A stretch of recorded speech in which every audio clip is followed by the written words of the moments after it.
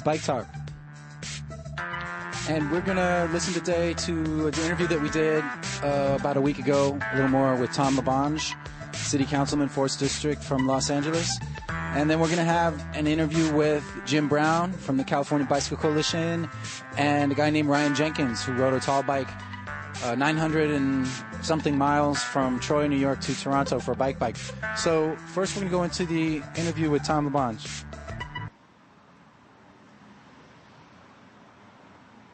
Tom LaBonge, hi. Hey, Tom, how are you doing? Okay. Thanks for calling today.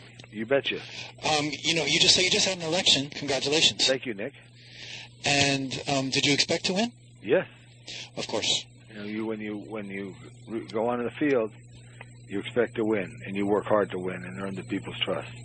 That's how I've always looked at it. And I worked very hard in the campaign, and my message is strong, and people supported me. What impact do you think that bicyclists had? I mean, was there? I know that Stephen Box is a big bike advocate, and he was running. Anyone who votes has a stake in it, and that's the key. So if people participate, that's the key to being engaged in an election. Absolutely. And so you're kind of a bike advocate yourself. Correct.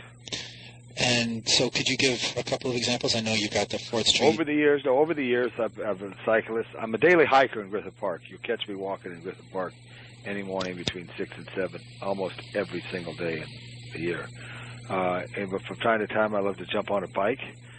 During my 34-year tenure with the City of Los Angeles, I've been very engaged in a variety of bike issues to improve the opportunities. But only recently has there been the momentum to really improve, because my work dates back to when they did the first bikeway, which was the Forest Lawn extension of the Griffith Park North Bikeway in between Barham and Zoo Drive.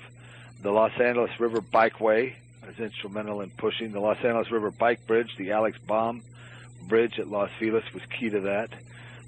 These bikeways along the river is something I've always advocated for and pushed. And then recently, with the 4th Street Bikeway, we're looking at a variety of other streets for road diets, including parts of 6th Street between Fairfax and Highland, Fairfax and La Brea, looking at Oxford and New Hampshire's north-south bike streets, bike boulevards, if you will, looking to extend the Chandler Bikeway west from its stop at Cahuenga, and Fountain Avenue with the city of West Hollywood. There's a variety that we're looking at to try to put together the city. Does Ciclavia have anything to do with the success of these? Oh, I think Ciclavia has a lot of celebration for all of what's good about Los Angeles. Whether it's the marathon when people run through the street or close the streets for the bikes, I think it's real important. So, do you think, though, when are we going to get a way to get from the east side to the west side on bikes? Which totally. What's the east side to you? Well, let's say East LA, the other side of downtown, or just downtown. Right. Basically, you have competing interests now on 1st Street with the extension of the Gold Line, which is challenging. Then you go over to 4th Street, which is a mixed flow street, which is challenging.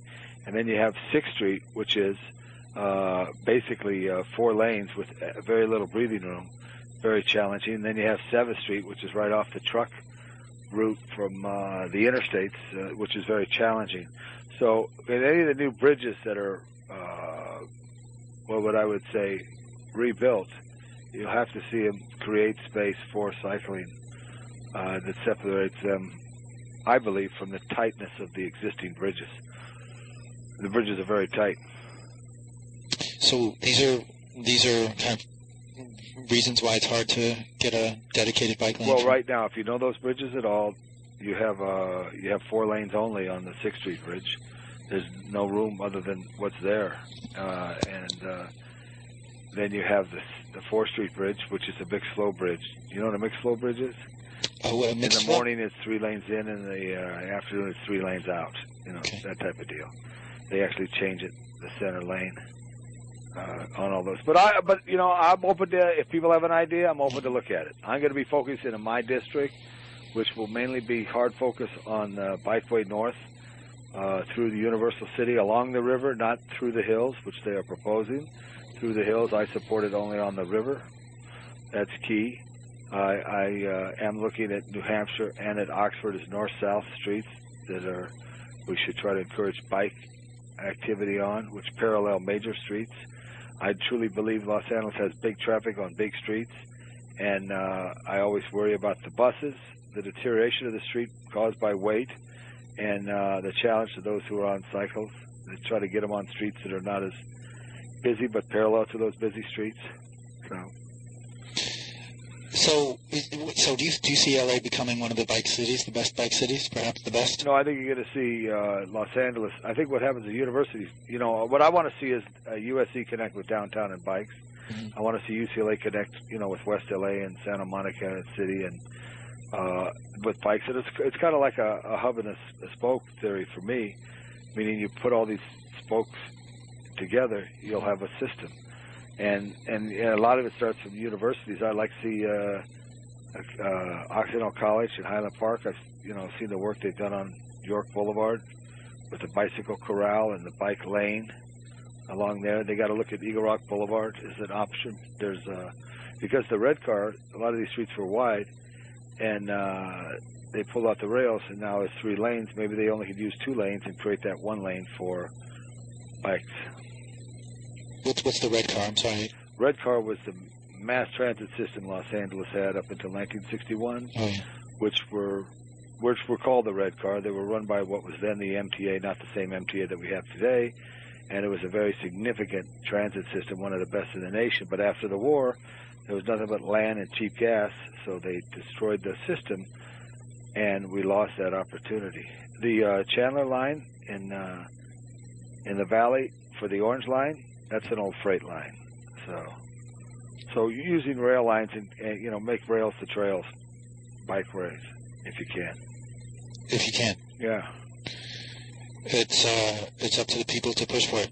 Everybody, but there's competing interests, whether it's the motorist, whether it's the pedestrian. Right now, I'm concerned about safety for pedestrians and cyclists because a lot of people are riding on sidewalks, and there becomes an overload. And I think the bike's got to take their rightful space, but we've got to create that space for them in the traffic flow lanes. I've traveled the world and seen other cities, and primarily more densely populated cities, more transit-dependent cities where they have been more accommodating for cycling. That's why in the district I represent, looking at streets like Oxford, Commonwealth, if you will, on the east side, Oxford, New Hampshire, north-south streets, and then complementary east-west streets to try to create the space for people to ride. Well, it seems like if you just had if you could just give people a way to go from one end of the city all the way to the other, it would. Do you believe that if you build it, they'll come? Do you believe that, or do you believe that we need to? I got to make it safe, because people are riding in a variety of ways, whether they're riding on the sidewalks right into the streets and then back up the sidewalks, whether they're riding on the wrong way of the street, which I've seen a number of times, whether there is not any space or there's just a gutter, which is bad for anybody riding on a decayed street. Yeah. So, but basically I think to be successful in a city of 472 square miles, you got to do it inch by inch, row by row, and you got to start neighborhood to neighborhood. So if Occidental College and Eagle Rock connect to Pasadena and Glendale and to Silver Lake, that's one thing. And and then they connect. Silver Lake connects with Hollywood and West Hollywood. That's another. And then that connects with Miracle Mile and Southwest LA. That's another. So it all hobbles together. What about a freeway? I mean, the cars get a freeway. Well, the cost is extremely expensive. So yeah. And the taxes that you pay for freeways now is being challenged because more people are driving less miles or whatever because of the cost of gasoline. So it's the cost. Either when they had the red car, that if there was a visionary then to speak up for those right-of-ways to create right-of-ways for transit and for bicycles, it'd be a lot easier. But right now, it's challenging. So, how much do you want to pay? Of my personal taxes? Yeah. For a bike freeway? In addition to what you pay now. Well, I'll be willing to chip in. I know, but what percentage? How do you work it? Right now we used to have bike licenses, but now that's been discontinued. So trying to find a revenue source for anything that we do is a key to the future success of anything the government does. Where do you live? I live near MacArthur Park, actually, Ed Reyes District. On what street? It's 6th and Carondelet. Right. Very tight through there, right by Rampart, right?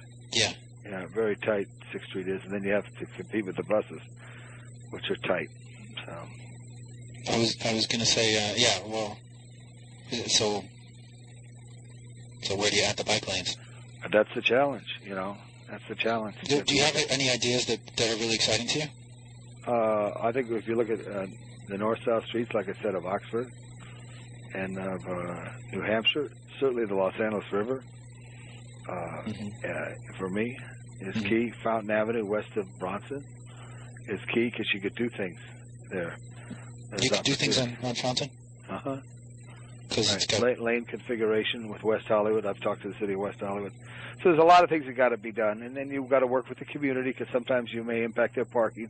And parking is a challenge for both residents and businesses. So there's a variety of collaboration that has to be done. So, and with the budget cuts, you've been in the city government for what, like 35, 45 years? Yeah, a long time. Do you, how do you see these budget cuts? Like how real severe, but there is a commitment by the mayor and the council to use the Prop R funds for transit. Yeah, so that was a commitment. Familiar with that? Prop R, yeah. Like, what is it, like $30 million? I believe that's the number. Over Measure R. Over 20 years or something? Right. And so are we experiencing what could be a renaissance in transit in LA? Oh, I think you, in a variety of ways you are. Where people are, because the price of gasoline drives people. I think you're seeing also the motivation of the youth. Instead of getting an old, 57 Chevy, which was what in my time, I'm 57, so I could say that. If you had a 57 Chevy, you were the coolest guy in high school. Now, if you got a sharp bike and ride it, you're the healthiest guy in high school. But a lot of the youth are riding our bikes on the streets, which, again, builds a constituency, and it changes the values, which is good. Everybody's got to be aware of each other and be respectful of each other as we move in the public way. Okay. So what's coming up for like the bike events that we should be aware of that you'll be at? Anything in the works? Every summer I do bike tours every Wednesday night, starting in June. So Todd from my office will keep you posted. Okay. It's a fun ride, not a race. And that's a big thing that I do to help share the city. I think one thing on a bicycle or on foot or on top of a double-decker bus, you see the city in a different way. The one thing about Ciclavia, and I've traveled 7th Street 1,000 times in my life, but I never rode a bike on 7th Street. I rode them through the 2nd Street Tunnel, down Sunset, over 1st, but I never gone down to 7th Street. When I rode on 7th Street, I remarked how beautiful those buildings are. And you get that from a bicycle's view, So I think that's one thing that causes people to enjoy the city more. Yeah, Ciclavia was an amazing experience. And, right. And so there's so much support for it in our government, it seems like. Well, there's support for a lot of good things, but the competition for the dollar is the key. And let's say when you do a street reconfiguration, you have a storm drain system that's there, and to move that is very expensive, or curb lines. It's not an inexpensive method. Although there's some, though, that is just paint, which is much more inexpensive than moving sewer or a utility cover. Well, yeah, but that's another question I wanted to ask, is that even with something like paint, something that seems so relatively inexpensive, things take so long. Well, you got to look at all the factors on how they affect things, and we have had a downsizing of those who are responsible. And when we do something, you got to do it to make sure it's done with some procedure. So in the event you do get someone who feels the city was unjust, and there's a lawsuit, you have to have some coverage of process to state why we do what we do.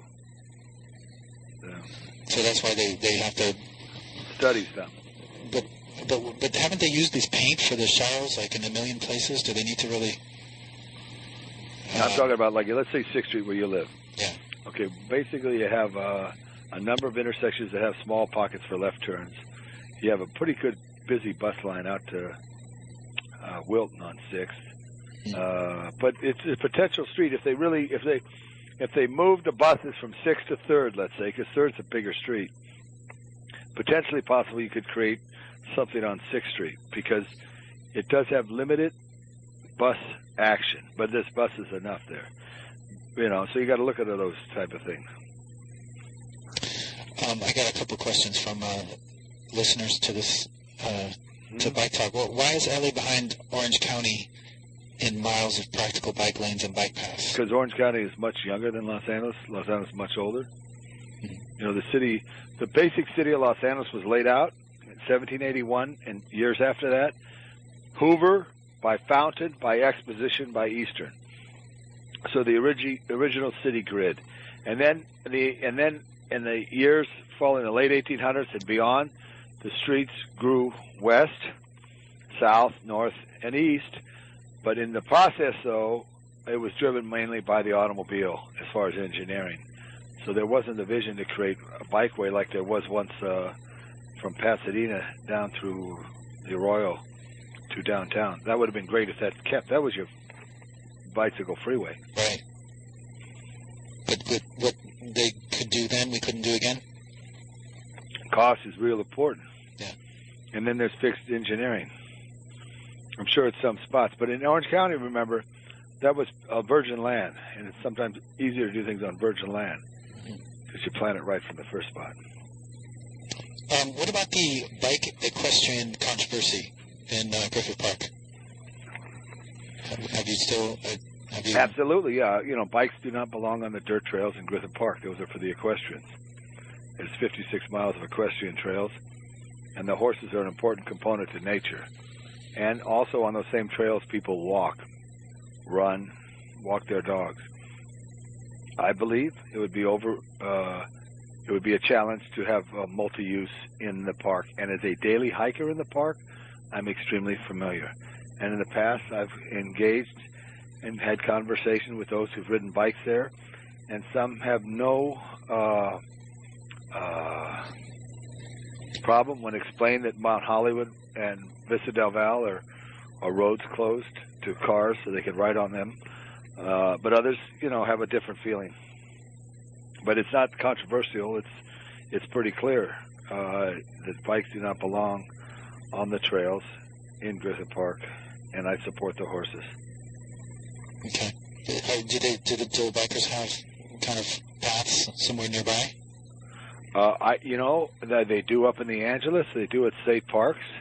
But in Griffith Park, which is our, quote, central park, which has more hikers, it would be impossible for me in good conscience to support multi-use trails for Griffith Park. Who do you like to work with in city government, on the city council, when it comes to bike issues? Who else is...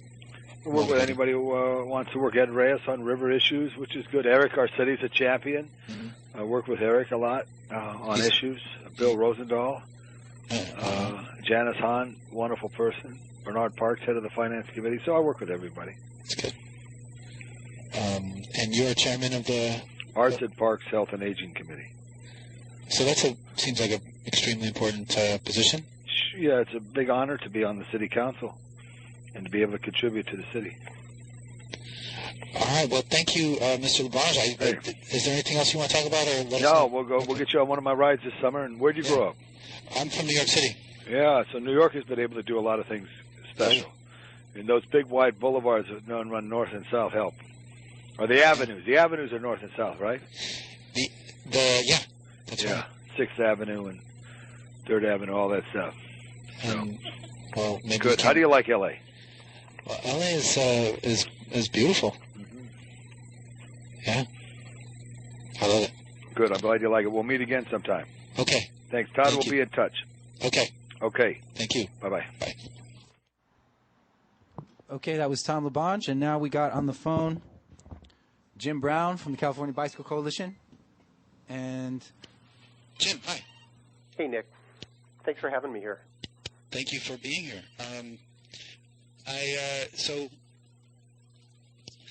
So we got you on the phone today about Senate Bill 910. What do you call it? Well, we've been calling it the Safe Passing Bill. Other states call these 3-foot passing bills. It's kind of the generic term for them. I'm sorry, the what?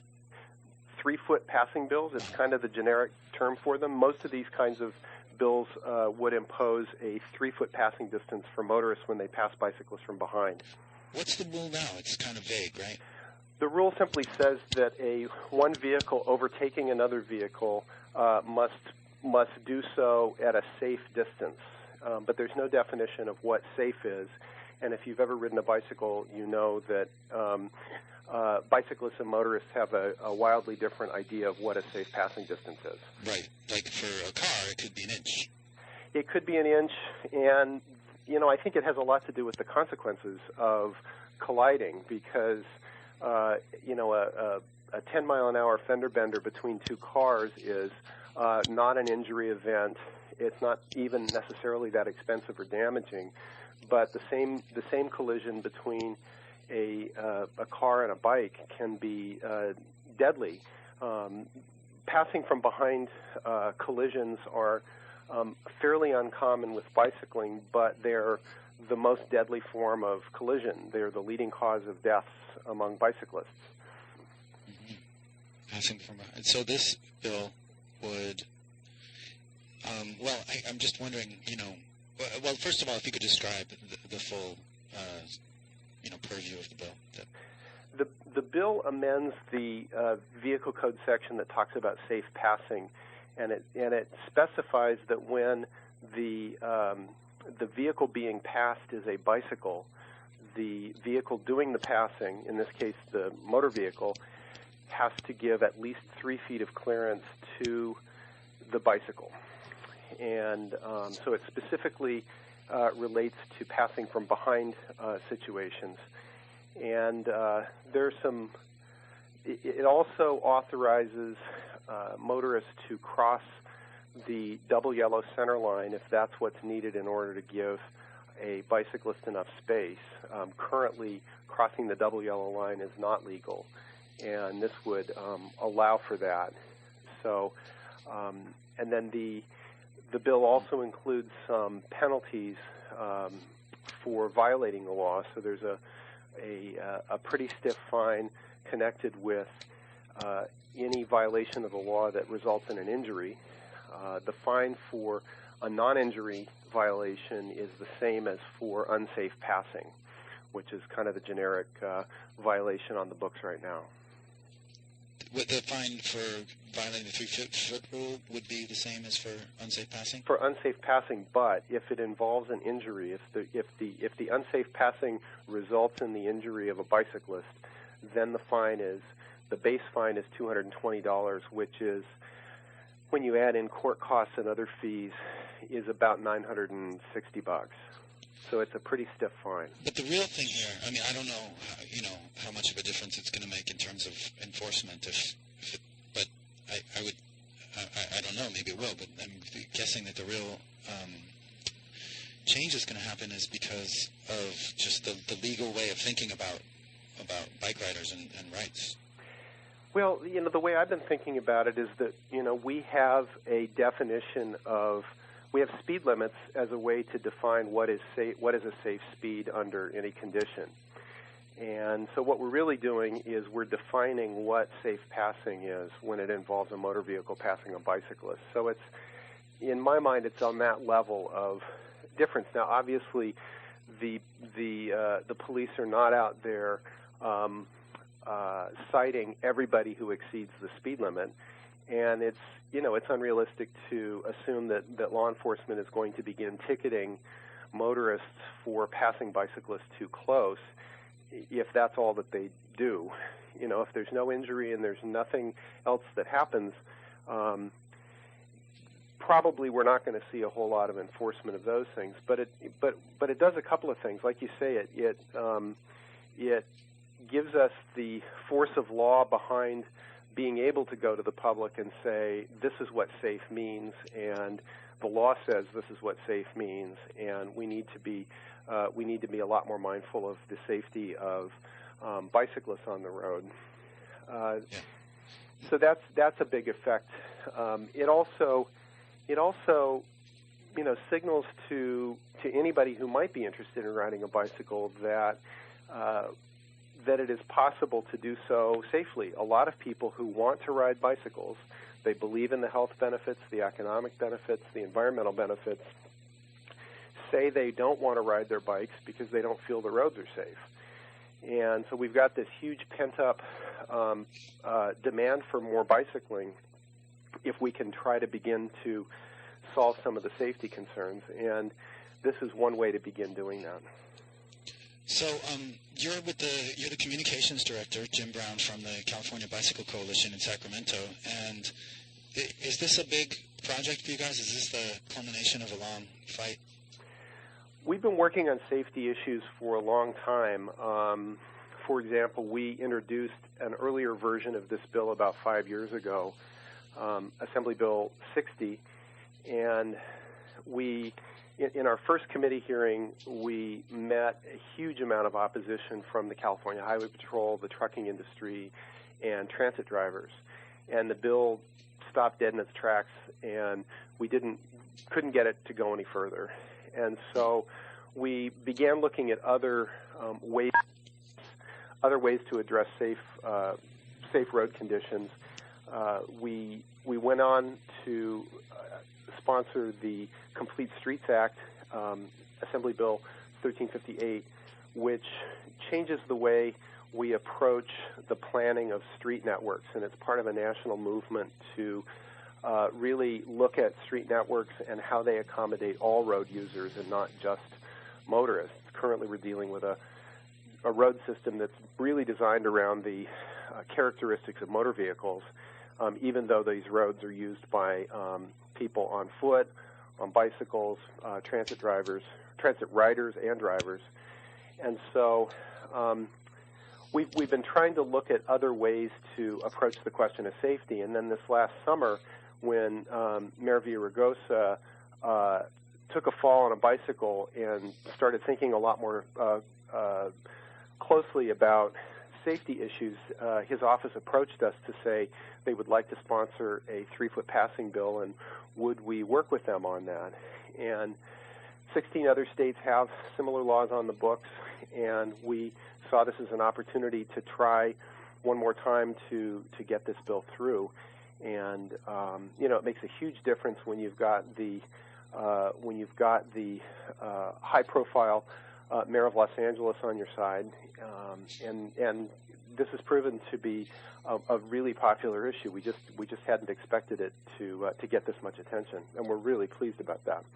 And so you got more letters on this than just before the hearing than you usually get? We did. We had a hearing on this bill on the 3rd in the Senate Transportation Committee, and this was the first policy committee hearing on the Senate side where the bill was introduced. And about a week before, we reached out to local bike advocacy organizations and cycling clubs around the state, and they put the word out through their networks, and we generated something like 50 or more support letters for the bill that were sent to the chairman of the committee, Mark DeSagne. And we also generated an uncounted number of letters that went to the individual members of the committee by their constituents. And 50 doesn't sound like a whole lot of letters, but it's a really big response. And it's certainly more letters than we have seen generated for other bills that we've been involved with. So this is really an encouraging sign. And does it just show the awareness of biking in general, you think? Oh, I think so. And it shows to me, it demonstrates how important the specific issues of safety on the road and sharing the road are to people. The emails we've received, the phone calls we've received have been almost entirely enthusiastic and supportive, and people saying, is there anything I can do? I had a law firm call me to say, we have a client who wants to support your campaign, and they just want to know what they can do. I mean, that's never happened before. So, and that was completely unsolicited. So, people are showing up and saying it's about time we did something about this. So, what was the law firm? It was a law firm in Monterey. And what else are you doing? So when is this, before I say what else, when is this being voted on? Well, the next step is to go to the Senate Appropriations Committee.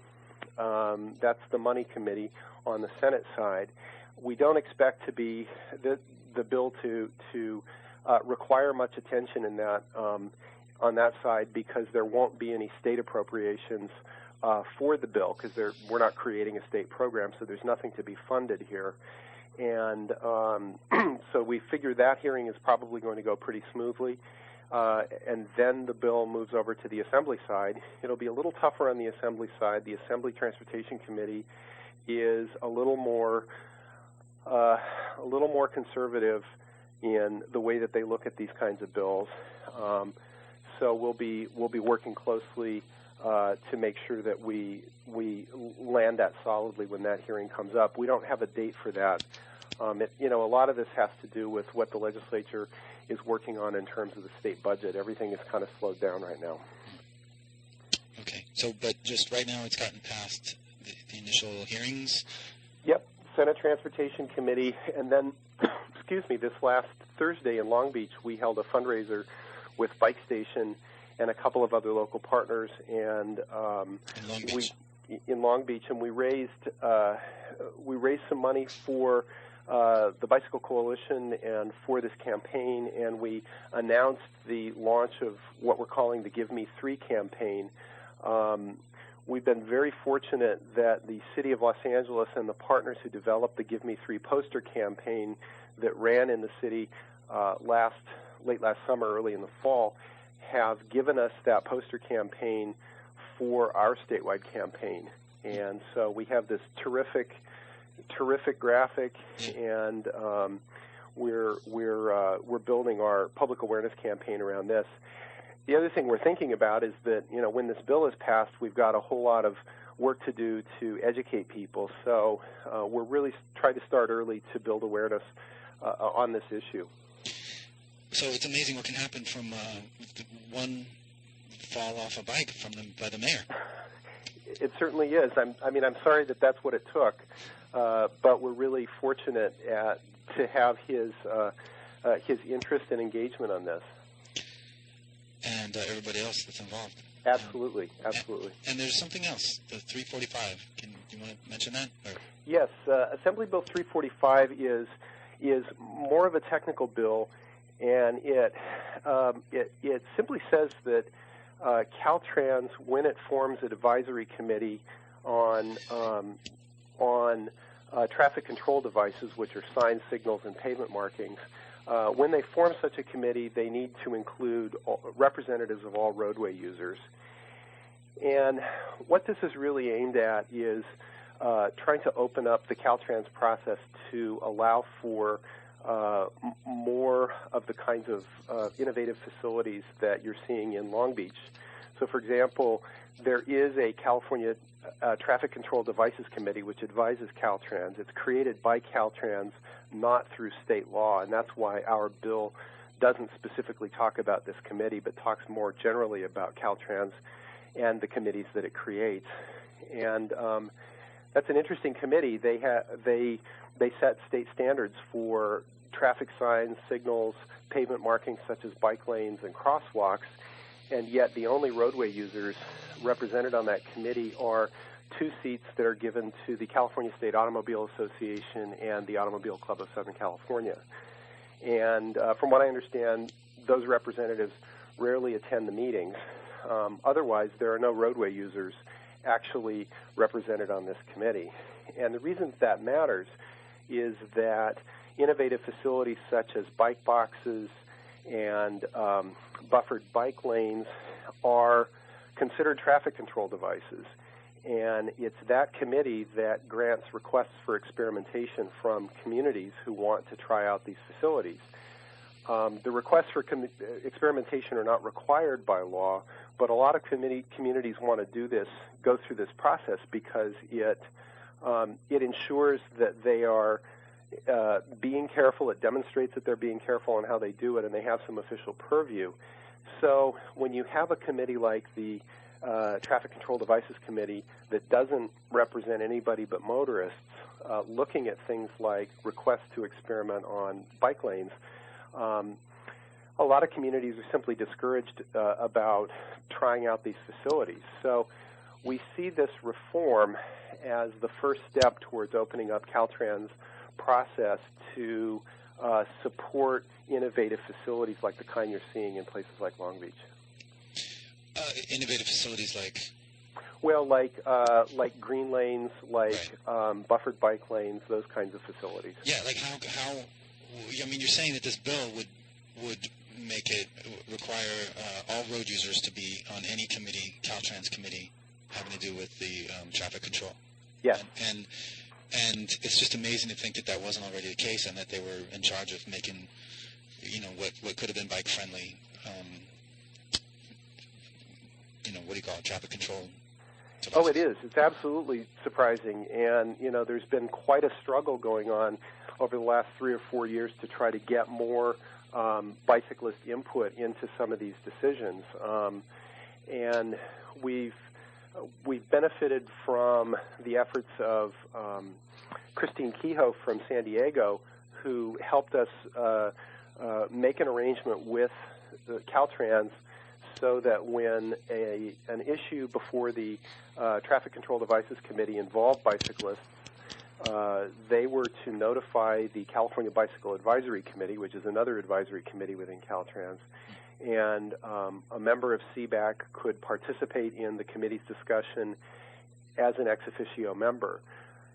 But there have been some problems with prior notification, and it's an imperfect solution. It's much better than we've had, but it raises the real question. If this is the California Department of Transportation, why aren't they accommodating all forms of transportation? And this is just a glaring example of where they fall short. I got my co-DJ here named Chicken Litter, and he would like to ask you a question about the Amgen tour, if that's okay. Oh, absolutely. Here you go. Hey, Jim, I'm just wondering how things like these big races like the Amgen race actually translate into getting some sort of visibility to everyday bike riders that don't necessarily use their bike for recreational or racing purposes, but use it for basic transportation. It sounds like, does that really translate? Have you noticed that in any of your studies? It's hard to tell for sure because data collection in the bicycling world is really spotty, and this just has to do with how public agencies collect data about road users. It's a lot easier to do this with cars than it is to do it with bicycles. So it's not clear. There's no way to measure the exact impact that the Amgen Tour has on greater public awareness of everyday bicycling, but it's certainly inspiring to a lot of people, and we are trying to engage more with the Amgen Tour. So, for example, on Monday, I'll be staffing an exhibit for our Give Me 3 campaign at the Amgen Tour Lifestyle Festival that will be held in Sacramento, where the second stage of the tour ends on Monday afternoon. Oh, excellent. Yeah, and they expect 25,000 people to be at this event, And if I can talk to even a small portion of them and hand them a Gimme 3 button and some literature, these are folks who might feel inspired to check out what we're talking about. I think people innately care about being safe. Particularly parents care about keeping their kids safe. And so this is a kind of a bedrock issue for folks. And I think I'll be very interested to see what kind of response we get. I suspect we're going to see a lot of interest on Monday.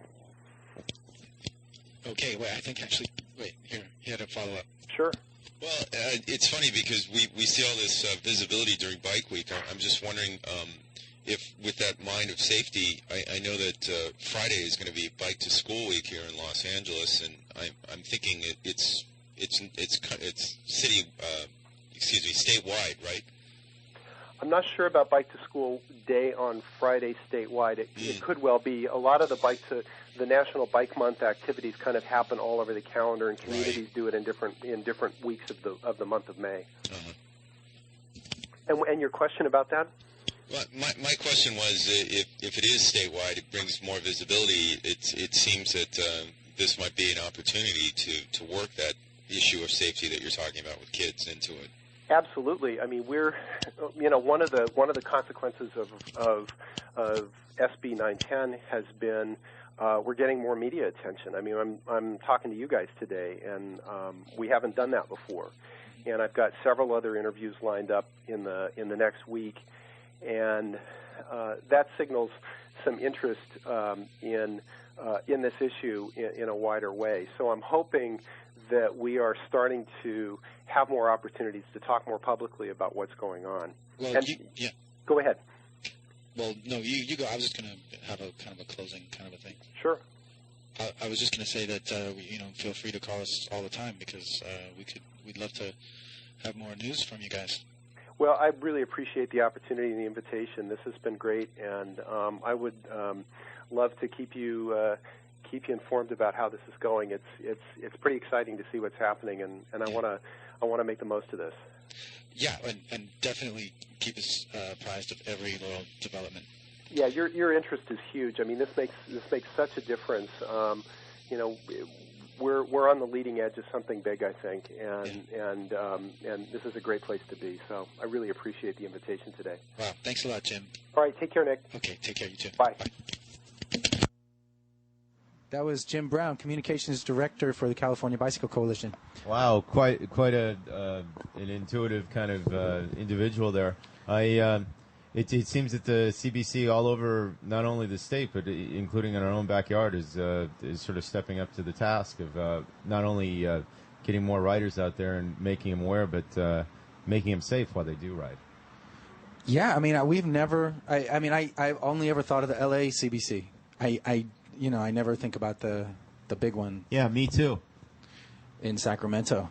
But that was Jim Brown, Communications Director. And before that, we heard the Tom LaBonge interview on everything about bikes in L.A.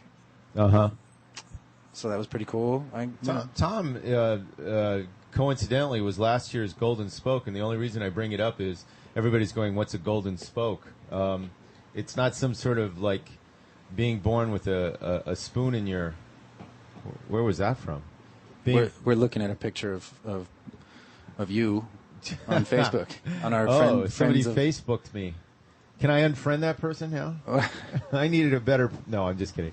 But no, the Golden Spoke is not like some rich kid thing where you're born with a golden spoke in your mouth. Yeah. Though that would be kind of a cool ass kind of, not only with piercing and stuff, but like a golden spoke through your lip. Right, but I like to believe also he actually was going to call in, the guy on the phone. He said he would call back. But anyway, as we do our on camera, off camera speaking to you, Tom was the recipient of the Golden Spoke, which was involved with the blessing of the bikes. Every year they make an attempt to find who was the most instrumental in making it bike friendlier, and bikes is part of, I guess, a health issue and everything else. And last year it was Tom, and this year apparently Andy Likas, who does the big blessing of the bikes / presentation over there at Good Samaritan that's happening this Tuesday at 8 in the morning. Is going to be giving the Golden Spoke. Should we break out the news? Should we be the first? Oh yeah, absolutely. Do you have some news? Via Ragoza is going to get it. Oh, lo and behold, isn't that insane? I didn't know that's what you were going to say. Well, Wow. that's who's getting it. He's getting the Golden Spoke a photo op Golden Spoke Award. It says here recipient, and apparently there's a long email that he's done. I know his PR person, or I hate PR because. You know, I can think of all the other things besides public relations that PR goes with, you know. Like what? We won't go there. Okay. But anyway, the Blessing of the Bike sets this Tuesday, the 17th of May, 8 a.m. to 9 p.m. And you're going, why are we mentioning this? Well, it's Bike Week. I'm not going that. You're not going to go to that? I mean, I'm not going, why are we mentioning this? I think I've I would gone go to regardless. I'm trying trying to get as many bike things under my belt. And what? so in a few minutes, we're going to have a calendar of all the bike events as you get on the phone.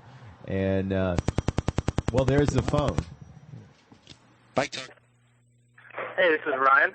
Ryan, thanks for calling. Yeah, no problem. Ryan, I'm here with my co-DJ host here at Chicken Leather, and this is Ryan Jenkins, who rode a tall bike from Troy, New York to Bike in Toronto, which is how far? It was about 980 miles total. And it's a tall bike, so can you describe that? Yeah. So it was basically about a 56 centimeter road bike, welded on top of another 56 centimeter road bike. So the seat was about 7.5 feet off the ground.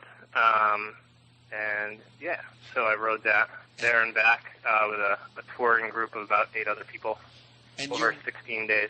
Who's your group? The group was a bunch of friends and us. We were called the Troy Bike Rescue. It's a nonprofit bike recycling and education program in Troy, New York.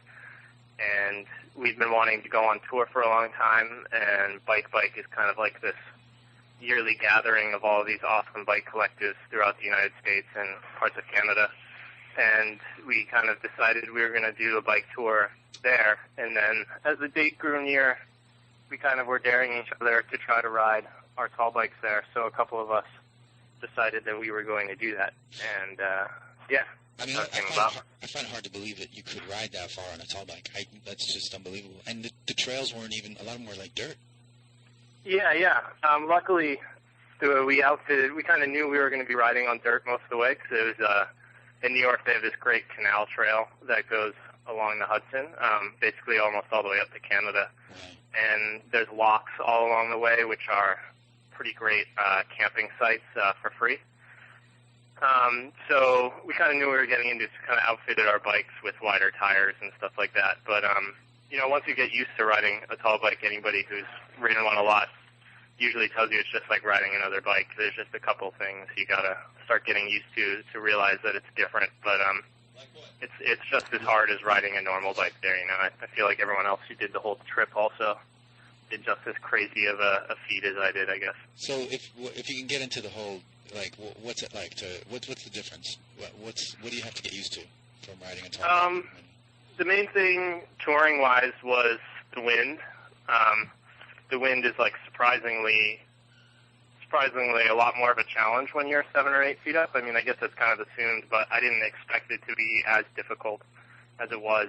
So when you're going into a headwind for a whole day at like 60 miles, it was just really killer some days. Everyone would draft behind us because we were like so tall, we were killing all the wind, and then the whole rest of the group would ride behind us and things like that. And because you don't really stop when you're on a tall bike, it's hard to like track stand or like fixie stall or something like that. So you get in a lot of situations where the rest of the group will be like riding around you, and all of a sudden they'll see berries or like somebody will want to stop and have a snack, and they'll just throw their brakes on and stop right in front of you, and you're kind of like stuck in the situation of having people all around you, and you can't really get down easily, and you're on like a 2-foot path with like a train coming on the left and then water on the right, and it's just like can get really annoying sometimes riding around with other cyclists. So how do you stop when it's time to stop? You kind of, I guess you kind of climb it like a ladder. So you kind of climb up the bottom frame and onto the pedals of the top bike, and then kind of swing your leg around like a horse. So as you slow down, you can kind of like slowly dismount and like coast with the bike as you get down off of it. That's kind of the best way to do it. Otherwise, if you have to stop immediately, you kind of try to swing one leg over and hop down and grab the bike as you come down. But it's a pretty big drop to be jumping off of it like five or six times a day during a tour. Start hurting your feet and stuff. So you got to try to prepare a little bit beforehand to climb down. Did you find yourself kind of having rifts between you and the other cyclists because they didn't understand what you were going through? A couple of times, but not really. I mean, it was just I think just as much as probably anybody who's been on a long bike tour for like 16, 17 days.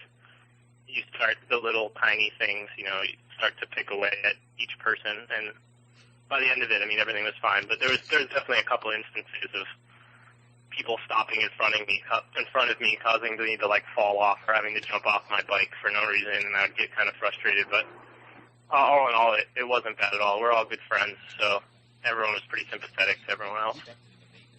Here, I'm going to pass you to Chicken Leather here, but also I want you to tell us how you held the cranks together with a dime. But here's Chicken Leather. You want to tell us first? Yeah. So basically, the bikes that we are all riding, because we're from the bike rescue and everything. Most of our bikes are like put together from all different types of parts and all kind of custom made to how everyone wants their bike to be. And the tall bike originally like wasn't built for the purpose of going on a 1,000-mile tour. It was kind of just built as a fun thing to ride around and to ride around town. And so I'm pretty sure I put cranks on it that didn't fit with the spindle really well. There was like enough of a gap that the cranks were pretty loose. But I managed to like tighten it down tight enough that it wasn't a problem. But then after riding it for about 500 miles, like it slowly started to wear itself down so that my spindle and my cranks, there was no way to tighten it enough.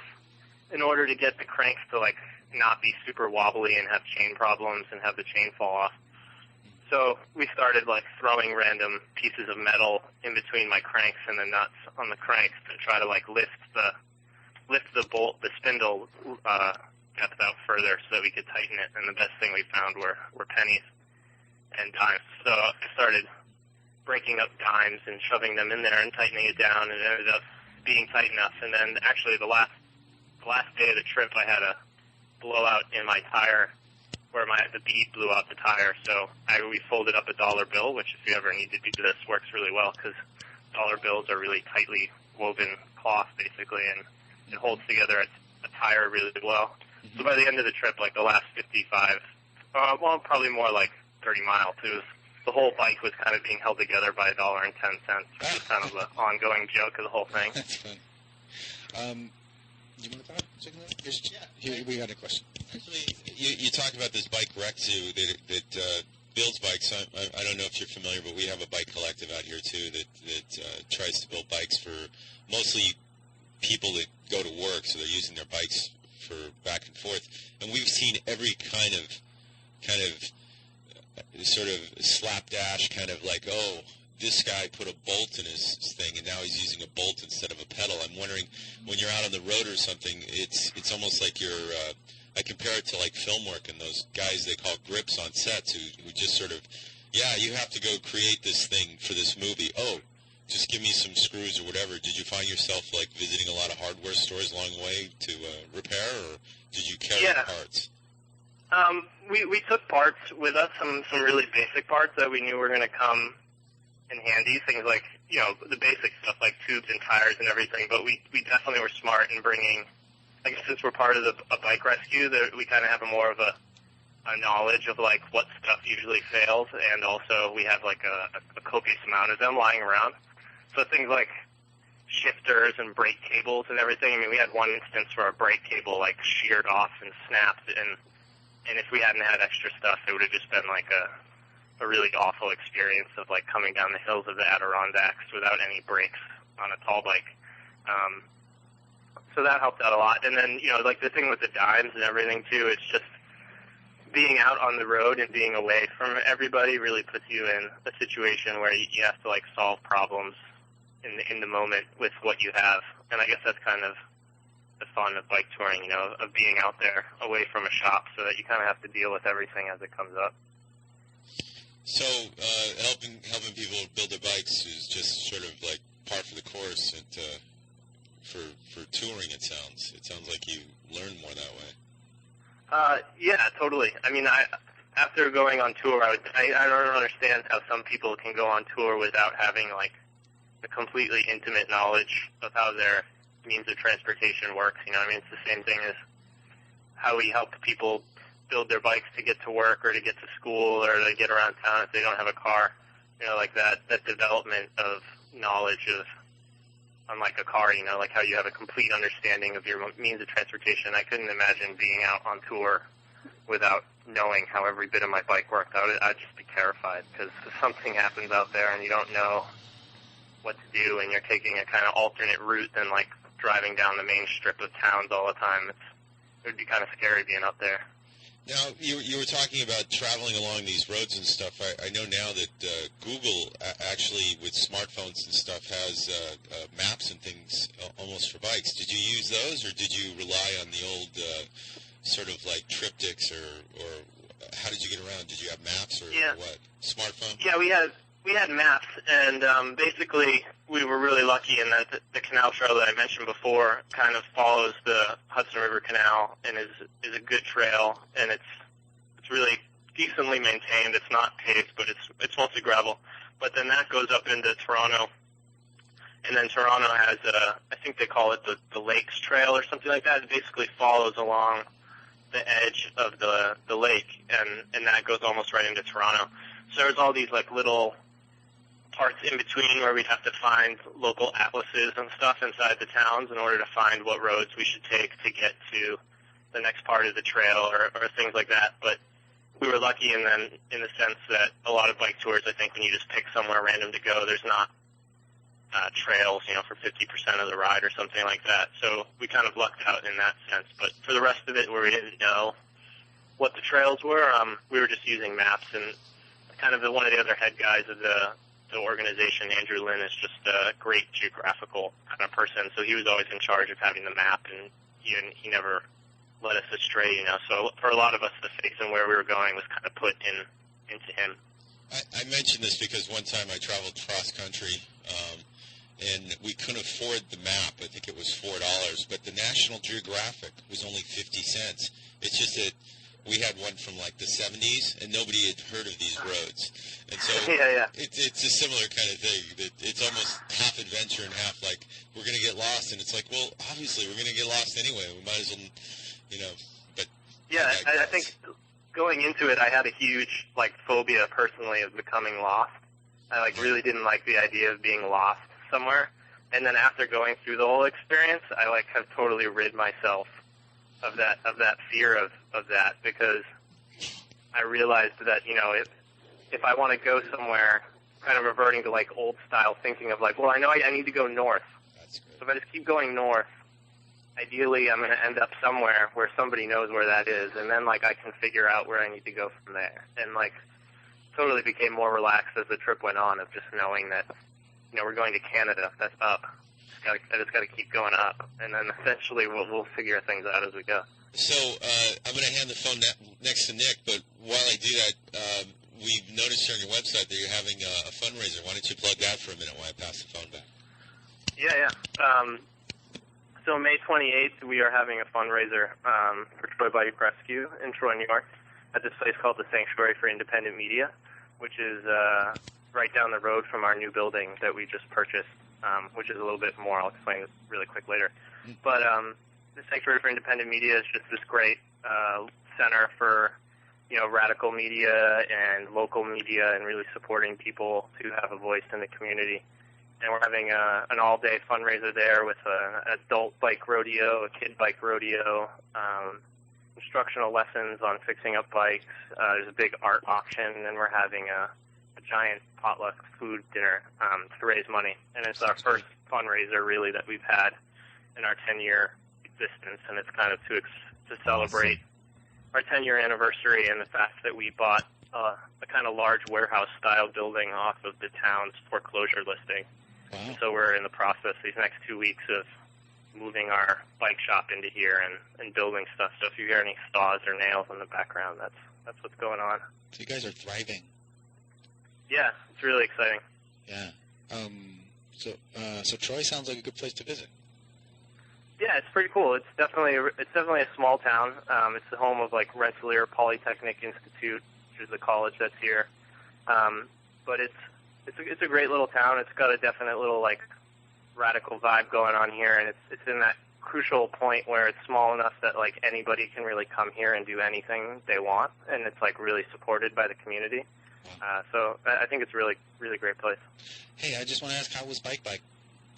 It was awesome. It was a fantastic experience, really. It's cool to get to go to a place. I mean, Troy's awesome, but it's definitely not like the bike mecca of the world, you know, where you have all these other people that are pushing it hard, like for bike culture and bike life, and trying to like bring that mode of transportation to where it should be, considering the state of the world right now. And it was really great just to hang out with all those people, and everyone who put on the Bike Pirates in Toronto, who put it on, did a fantastic job. Everyone was super nice, and you know, it gave me a lot more motivation and hope for the way things are going to turn out, you know. Cool. Yeah. I wanted to ask too, what's a Bike Pirate? Bike Pirates is just another organization.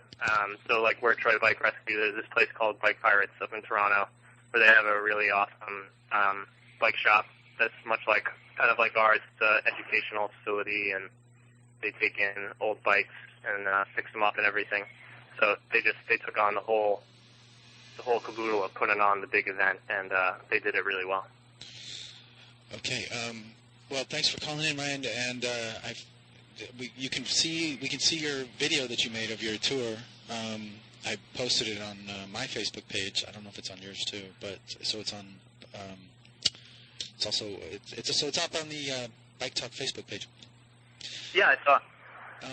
And thanks for calling in. Oh, and I heard about you on the think tank list. Yeah, that's like kind of a think tank thing for a lot of different bike collectives, and a lot of people who are part of the annual bike conference are all on there. So it's a great wealth of knowledge for people interested in developing a community bicycle shop or just being involved in their community bicycle related. How do you get on that list, or how do you get in touch? How do you with the whole? I think it's a Yahoo group. I'm not sure. If you Google it, you probably can find it. I've been on it for so long, I forget how I got on, to be honest. There's bicyclecollectives.org, possibly. Yeah. Okay. Yeah, try that out. Well, thanks a lot, Ryan, for being on the show. And, yeah, thanks a lot for having me. I checked out your guys' website. I think it's, you know, the whole radio station and the stuff you guys doing is really rad. Thanks a lot, and good luck, and keep up the good work. All right, cool. Thanks. All right, take care. See ya. Wow, that was pretty phenomenal. I know I want to visit Troy now. Me too. Maybe we could take a tall bike and leave it at the door, and they'd let the bike in, and then we could hide ourselves inside the tires or something. That was a very good one. But anyway, it is Kill Radio, and while Nick starts to dial the next number, we had a chance, and I know that Street Blogs is going to be hosting a film night on Monday as part of the Bike Week. It's located somewhere, I think, near the Caltech campus there in Pasadena. But Street Blog also had a benefit a while back, and they had a recipient, too, of their version of the Golden Spoke. They gave an award to a couple of organizations, and one of the people they gave it to was a guy, I think we know him. He used to be a DJ here at Kill Radio. That's right. Too Tall Jamal, a.k.a. Almond Joy. That's right. It's our own friend of all, everything, Don. And so we're going to hear from... I didn't know he was a DJ here. Don used to be a DJ here years ago. So bring up the middle one, and Don will tell us a little bit about it. Even for like bikes, even for a lot of like the advocates, you know, like those of us like doing kitchen like back in 2004, 2003, and stuff like that. This is summer though, talking big about. time, man. Breeze. Big time. Is that a message to the significant other? You know, things like that. We're gonna skip. It just happens, you know. It's all about bikes then. Safer. Oh, you're gonna get well soon, right? All right. I'll be in a minute. Here we go. This is how easy it is. Someone entering in, bringing beer.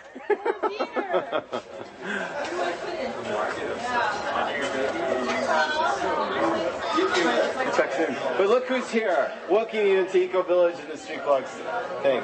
What's new at the Eco Village? Well, what's new is what's happening here tonight, the fundraiser for LA Streets Vlog, and there's at least 60 people that came, and excellent. We're excited. 60 people yes, that are spreading the word about That's right, about making our city more pedestrian and bicycle friendly, and creating more and stronger advocacy for all things wonderful for LA. Fantastic. And Thank here you. I want Bobby got it. Oh, I already know Bobby. Where's the bike? It's got enough meat. Where's the big bike? The tall bike? It's in the bike. In the bike room. Oh, well, probably this is not a Wow, Jimmy. No, we don't have to talk about it right now. Friends of the oven coming. This is awesome. Johnny. What's up? I like that. Sure, put my name on? We might have to sort of explain some of this. Well, these are all friends that came out for the benefit, and the reason it's kind of cool is because they're doing some great things. Now we've gotten to the point where Don is going to be talking. We're going to take him back just a little bit. The benefit is the Streets blog. Yeah, and Streets Blog is actually doing their own kind of little. They're stepping up and showing some films on Monday, talking about some of the work they've done. And this will be in Pasadena. We'll get the exact address for you. I think it's off of Marengo somewhere out there in Pasadena, where they're showing films on Friday. And I mention it's with Cycle because Cycle does some incredible. They throw great parties. Let's just say they're also throwing a pedal party later in the week. But here we go. Okay. Here's Don that was the recipient. So Don is he does the Wolfpack Hustle. He's like the leader of the Wolfpack. He doesn't have a life. Hustle? He's just sort of giving his life over to bicycles. Okay, so here he is. I didn't see him last night on Midnight Riders. Let's just kill that at the bud. What? I didn't see anybody from Midnight Riders from the old school. I guess it was like there's going to be so much coming up. I'm going to sleep in, or maybe they got miffed with the Giro and stuff. Our own Eric is going to tell us about it later. Okay, so Midnight Riders is every second Friday or something. And traditionally, but last night it was a tag thing. Maybe that's what it was. What do you they mean? Tagged me. I was it, and I didn't get to tag anybody, so I got They lost. were playing tag? They were playing tag on bikes. That's cool. Yeah, it was cool. A little bit confusing because there's some rules but no rules, and the city is so big. You really need to be on a pursuit bike or something. So like they tag you and they just bike off in different directions? Is that what happened? And it's like, hey, where is everybody? No. But we'll talk about it. One of them jumped on the red line, and he was supposed to stay with the group, and I'm going, wait a second, if he gets on the red line, maybe it wasn't with tag. So anyway, here's Don talking about activism, which all kind of ties in with the theme today we were talking about earlier with Jim Brown. Here we go. My mother would never forgive me. Good to see you. I'm trying to get a minute with the Advocate of the Year again. I am not having a party girl, my mom. So, what do you tell people that want to be an advocate for next year? What do you need to start doing now? Get involved in your neighborhood council and start. That's a great one. There's a lot of empty seats on these neighborhood councils. There's a lot of people that don't care. So they have these empty seats, and these neighborhood councils have some influence and access to your councilman. So do that. Get on there and start talking about safe streets. Don't talk about bikes because no one likes bikes. Talk about safe streets and how a bike lane in front of your house increases your property value. That's your argument in the neighborhood. People like money. Yeah, people like money. People like money, and bikes represent no money. So talk about money. Talk about how they're going to have a better neighborhood, because it's true. You're going to have a better neighborhood. How do we go about getting on our neighborhood council, Roadblock? You go to the LA City website, and there's some place where you just look up, Google LA Neighborhood Council. Find your neighborhood council.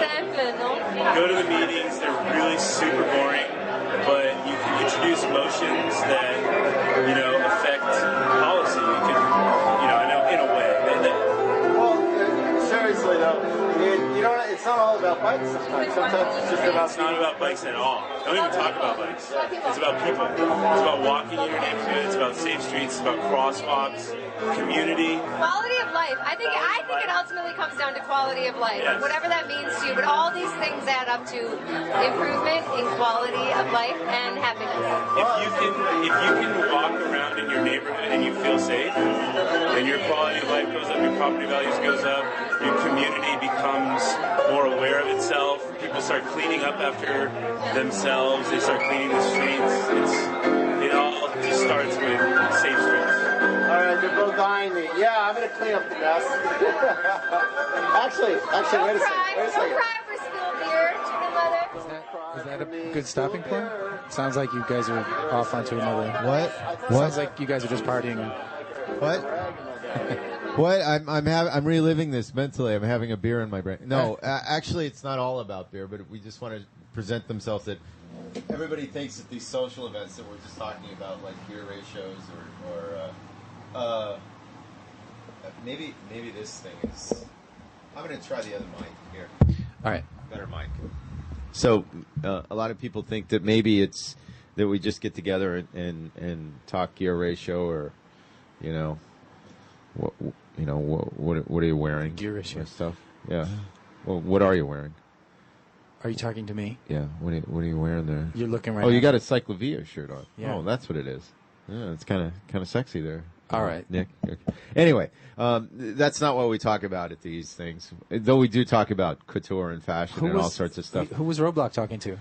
That was Kat, the other Kat. That would be Kat 2. Kat's. This is she's from I think Minnesota or somewhere where it's cold because she's actually done that crazy Super Bowl thing they do where they in the middle of winter. Because it's still winter in January when they do the Super Bowl. Mm-hmm. They have a thing where they don't just sit down and watch Super Bowl and get drunk. They ride from bar to bar, and they make it a bicycle event. So you go to the first bar, and you have a beer, and you have to remember a play or the score. And then you go to the next one. If you get the score wrong, they make you drink more. I guess if you get it right, you don't drink as much. So invariably... People get it wrong because they've been drinking and they don't remember. Vicious circle. And then it's a race too. So of course you're racing, trying to get there and remember the score. Okay, so this is the Super Bowl ride. This is their Super Bowl ride in Minnesota in the dead of winter. And apparently somebody always remembers the actual score. Somebody dies. Yeah. No, it's not like that. Yeah. But it's safe. It's safe. And that's the one of the things. But that's where she's from. But I was amazed that Don here was able to tell me something about just how the culture and the politics, the bureaucracy is kind of he makes his way around it and stuff. Yeah, which is kind of sad because this week we saw how bureaucracy hasn't been working out in the valley. I don't know if. We argue here in town. They always say, "Well, why do you want to have more places where you can eat and less places where they're just serving alcohol?" And I said, "Well, if they're serving alcohol, there's a better chance they're going to be drinking and driving." And they always look at me like that's an evil thing to bring up.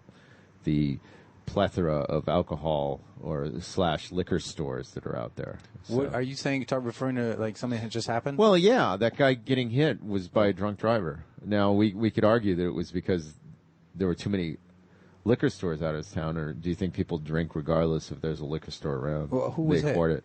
That the Singh guy. Okay, maybe Singh was the guy that hit the. First of all, he hit 2 people on a bike. Then he hit a car. Then he killed somebody on a bike. Did you hear about that? He killed that student. I didn't hear about this whole thing. I'm sorry, I didn't. It's pretty sad. This is a week after someone else was killed on their bike for spring break. So. There is a definite rise, I think, in the springtime with people driving their car. Perhaps if gas was even more expensive, then they'd sort of value the fact that they'd value that drunk driving time a little bit more, and maybe not drink as much and value the time behind the wheel. I don't know. This is just me ranting. If they drove less, they would drive more carefully? Yeah. Interesting. Do you think so?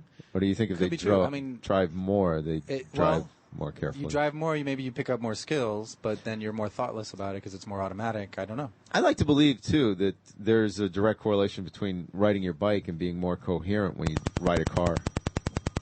And there's the phone. Bike Talk. Hey, it's Burroughs Racing Team. Hey, how you doing? You still on the show, or? Yeah, you're on We're there. still a show. Oh, nice. Yeah. Okay, great. Yeah, we're still. Yeah, we're here in Solvang, California, getting ready for the state championships race tomorrow between SoCal and NorCal leagues. Can you say your name? My name is Mauricio Barba. I'm the head coach of the Burroughs High School racing team in Burbank, California. Great. So tell us about the event. Well, typically at any SoCal race, you'll have about 200 kids from approximately 30 different high schools all across Southern California racing against each other. Tomorrow, you got the NorCal League coming down, so there's going to be about 450 kids racing tomorrow, statewide, all here in Los Olivos, California. Is it? What's the course like? Course is it's a cross-country type course, green rolling hills, 6 miles per lap. I'd say about between 500 to 800 feet of climbing per each lap. You'll have the varsity riders doing 4 laps, so they'll be racing 24-mile races. Freshmen doing 12 miles. But very nice course, very nice. It's held on a private mountain bike course here in Los Olivos, and it's going to be great.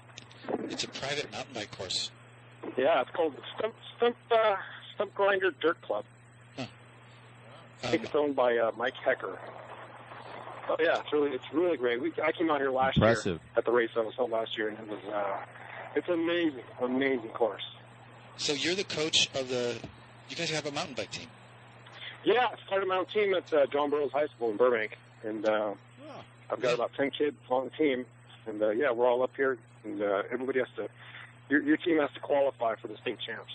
There's a cutoff, and we qualified. It's our first time. It's our first year, and we had a great season. Congratulations! Congratulations! And thanks. So, what were some of the challenges in getting? Are they just so interested that they're passionate that their motivation took them there, or did you have to do like a stand and deliver type thing? No, well, when we started, we put it out to the school, and we got interest from the kids, and it was amazing how quickly they took to mountain biking and the sport of cycling as a whole. How do you fund it? What's that? How do you get the funding? It's all self-funded. It's either through sponsorships, donations, fundraising. We get no money from the school. We get it's all on our shoulders. Wow. So we've got some great sponsors come through, and who support youth cycling. Go ahead and mention a couple. So who are some sponsors? Jonathan Kay, owner of KO Clothing. That's KAYO Clothing. We've got SMP Fabworks out of Burbank. We've got a few doctors on board in the city of Burbank who are avid cyclists. We've got the Vanderborg Group, construction. We're slowly picking up steam here in the city. So how'd you get all those sponsors? Put out proposals to them. Said, hey, this is what's going on. It's a great cause. They happen to be cyclists already, most of our sponsors, and they were all over it. We've as time goes on, as we get out, as our name gets out there in the city, we're gathering more interest. We actually just volunteered at the city's Earth Day event. Our team went out there and tuned up close to 25 bikes for free for the community. They all came up and were excited to see that the team existed. And so they're already asking about next year. So what impact does it have on the school and the kids or the community? Well, it's a great impact because the kids are actually excited about it. So a lot of the kids didn't even know we had a team this year, and now they know. I think the school actually just broadcast one of our videos, one of the races we did, and it piqued the interest of a lot of other kids. So I think it's just going to get bigger next year. Where can we see the video? It's at the school. The school has its own television network. So I guess every morning they put on videos, but we're actually on Facebook. Our team's on Facebook, under Burroughs Racing. We've got some videos on there already, so you can check that out. And it's a great league. Well, so great to be a part of. So the league is called what's it called? The SoCal NorCal. It's the SoCal High School Cycling League. It's been around. This is its third season. NorCal has had a league since 2001, and we're all under the National Interscholastic Cycling Association. There's actually leagues forming everywhere: Texas, Washington, Colorado, Utah, and even New York. So I think by 2020, the goal is to have leagues cross-country, all across the country. So it's growing. And I think they've got, I want to say, 18 petitions from other states who want to start a league of their own. All right, so it's taken off. Oh yeah, big time. You can look at our league, SoCal League, at www.socaldirt.org. Okay, thanks so much, Mauricio. Oh, here, Chicken Leather has a question. This is Chicken Leather. I'm actually kind of new to mountain bike racing, but I did this thing with Paul from Atomic Cycles called the Coaster Break Challenge. I'm wondering. Okay. You've heard of that, haven't you? They go out on mountain bike racing courses with just a coaster brake, like one of those What's Paul's last name? Della Vera. Paul Della Vera. I know him. Yeah. He's out. I do one of those 4130 BMX rides. Exactly. He's out there all the time. Yeah. That's great. He's a knucklehead and stuff. The reason I mention it is I remember seeing one of your kids out there on one of these rides. Oh, really? Yeah. So maybe we'll see him again for coming up in the summer. Yeah, kids being kids, they're naturally they like the downhill stuff. Absolutely. But for some of them, it was actually a shock for them to realize that you actually have to ride up first and then go down. For cross country time. Well, that's fantastic. Yeah. Well, good luck there. And as we know that the week after you, they're doing the Amgen there. They're doing the time trials in Solvang. Yeah, we're actually here. We're in Solvang. We actually just talked to the co-chair of it. I talked to her about the race, the course. Uh-huh. And they're out here cleaning up the streets, sweeping up the streets. And she was out here doing it herself. Yeah, and actually, everyone's excited. As we all know, Solvang is like the pit of California in terms of clean, right? Yeah, right. It's probably one of the nicest cities to be in. I remember just going there as a kid and going, wow, this is really amazing. How did it get this way? And they said, well, this is pretty much a copy of how it is in Europe. And this city's actually, it's electric right now. We got a lot going on. You got a bunch of people here to race tomorrow and next week. It's going to be crazy here. All right. Good for them. It's good for business. I'm wondering if they'll go totally European and start putting like divided highways with bike infrastructure. That would be cool. Like they could take everybody from California and show them how a bike lane is supposed to be built, I presume. Yeah. But anyway, I want to thank you, John. I'm going to give the phone back to Nick here. Okay. All right. Is it John or Mauricio? What's that? Your first name? Mauricio. Oh, it's okay. Yeah. Good. All right. Well, thanks for calling in, and let us know how you do. Yeah. Thank you. Thanks for having me. All right. See you guys. Bye. Wow.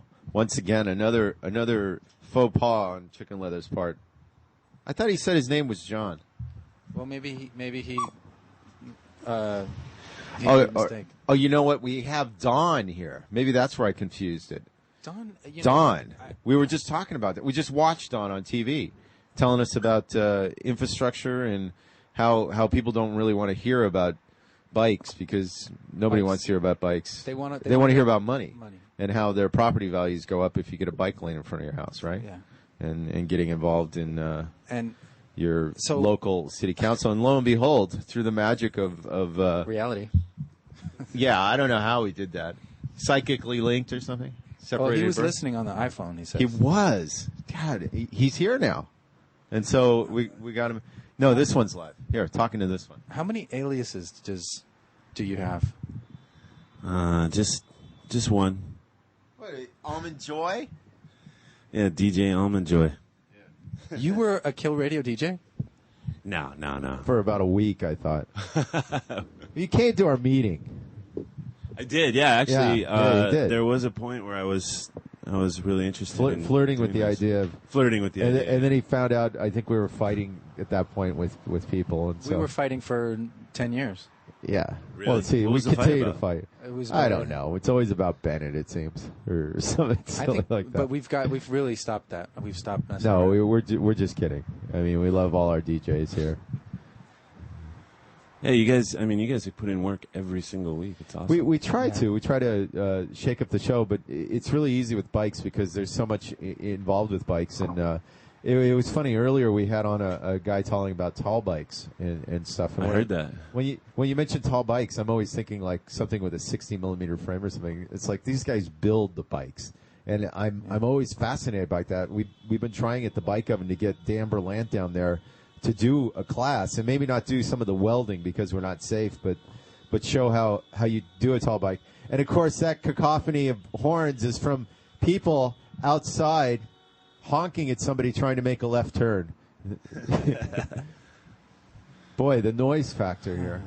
So, what are we calling you? Don? Don, Roadblock. Mr. Block. Mr. Block. Mr. Block. They were talking about how, and I've heard the term matter. before, they were talking about how the tall bike was in the wind so much that they couldn't hear anything. And they were, I know, riding on a tall bike, they were saying it was just windy all the time. That's amazing to do a 16-day tour? I'm amazed. On a tall bike? At anybody doing a tour, let alone on a tall bike. Yeah. And that was part of the Troy Collective. That bike path sounds great. It does. I want to try that. Yeah, it sounds like the East Coast has a lot more going on in terms of those I think long-distance bike paths. I think it also is because it's just you go through the seasons there. Yeah. And so I'd like to believe if LA went through some sort of like fall, winter, spring instead of just like sort of like you can ride all the time summer. It's been mostly summer. Plus, they have the rails to trails thing happening. I mean, we have it too. The Chandler bike path is a result of the. I'd like to rails believe trails. that everybody complains about the river going nowhere, and it's a great bike path. But I'm going to plug it not only for the our local LACBC and their fundraiser coming up in June, but the fact that lately they've improved it enough so as you can ride it on off hours with lighting, and more infrastructure that. I'm going out of my way to take it because it's so nice at night. It's totally. I went with Bobby Gata down to that Give Me 3. Oh, he's got a big fundraiser. bike too. We rode to Long Beach, and most of it was along the river bike path, and we actually took it back too. And taking it back at night around 10 o'clock, we came back with Alexis and Bobby and Lance. There was a couple moments where it was a little bit freaky. There was some people hanging out on the side of the path, but because we've been hearing about pretty that, much safe. right? Like at the Bayona path. Well, this one was the Long Beach. But I'm saying, what is it? People, right. like gangs hanging out at bike paths? What? Along the Bayona Creek, there's been talk of like gangs there. What are they doing? They're stealing frogs or investing in. I think they hang out. Well, we need a flamingo. I don't Let's want go to say get one. I don't want to say necessarily it's gangs, but there's people that hang out under the bridges that. Wise guy types, or I don't know. I mean, maybe more like vagrants or something, but. Oh. But there, some people have complained that there's been like, I think, like from one story that I heard is that they'll throw their own bike into the path as somebody's coming, and the person will try to jack crash, and then they'll jack their bike or something. But I haven't felt that. But so it's like a safety issue too to maybe travel with people then. So it's better to travel with people. Yeah, I always like to think that way anyway with bikes.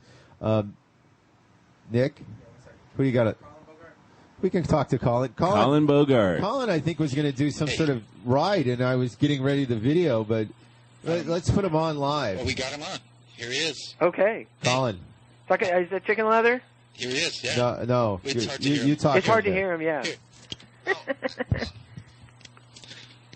Hi, Colin. Good morning. Hi. Say, Colin. How's it going? I'm doing okay. What are you doing for Bike Week? What's on Bike Week with you guys in Well, Glendale? we're actually doing Bike Month in Glendale. but we've already done a number of events. But today we're doing an ice cream ride. We're telling people to meet at 1 o'clock at Verdugo Park, which is on Kenyatta, near Glendale Community College, right? Just a little north of the 134 freeway. We're telling people to meet at the north end of the park at the gate at Colina Street at 1 o'clock, and we're going to ride at about 1:30. Isn't that like from Planet of the Apes, like caution live animals, and they, Kalima, and never mind.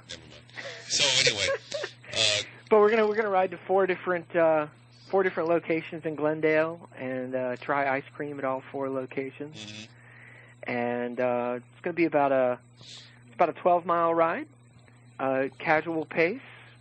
It should actually be really nice. We picked a route that's mostly on like nice, quiet residential streets. There's actually some pretty cool neighborhoods that we're going to ride through as well.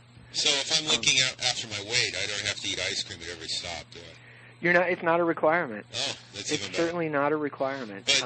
But conversely, some of these places is going to have things like frozen yogurt, so you don't have to sort of. Yeah. Like the first, butter fat content. Yeah, there's certainly going to be some sorbet options for people who are looking after their girlish figure.